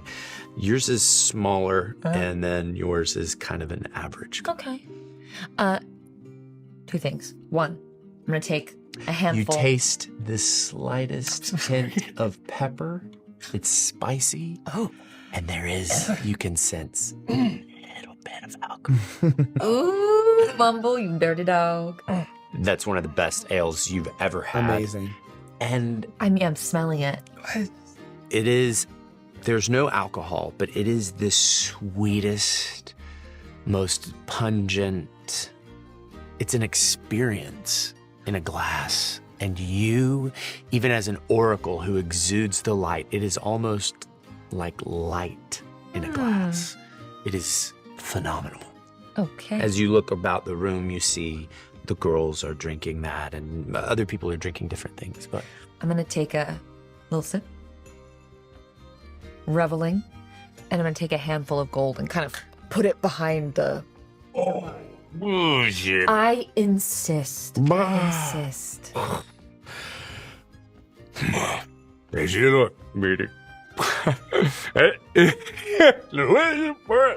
Use it in good health. I'm gonna kind of scan the tavern, looking for that table in the corner. You really didn't understand anything. No. Well, There's an open table where there's a table with what? there's a table. Oracles be oracle. There's a table with old Milnack and the girls, and you see there's a couple tables where you could go and sit together if you'd like. Okay. It's spicy. Why is it whatever? I would like to get a little whiff of Yeah, what he's yeah. drinking, and then I say, well, I don't say, You know what? It's been a lot. Let's take a seat. she has no idea how much alcohol I've given him when she was away. Yeah. She has no idea. On the training ground, and the proving grounds, she has no idea what happened down there. Oh, duh. In this moment, as you are taking it in and being together and enjoying these beverages, you hear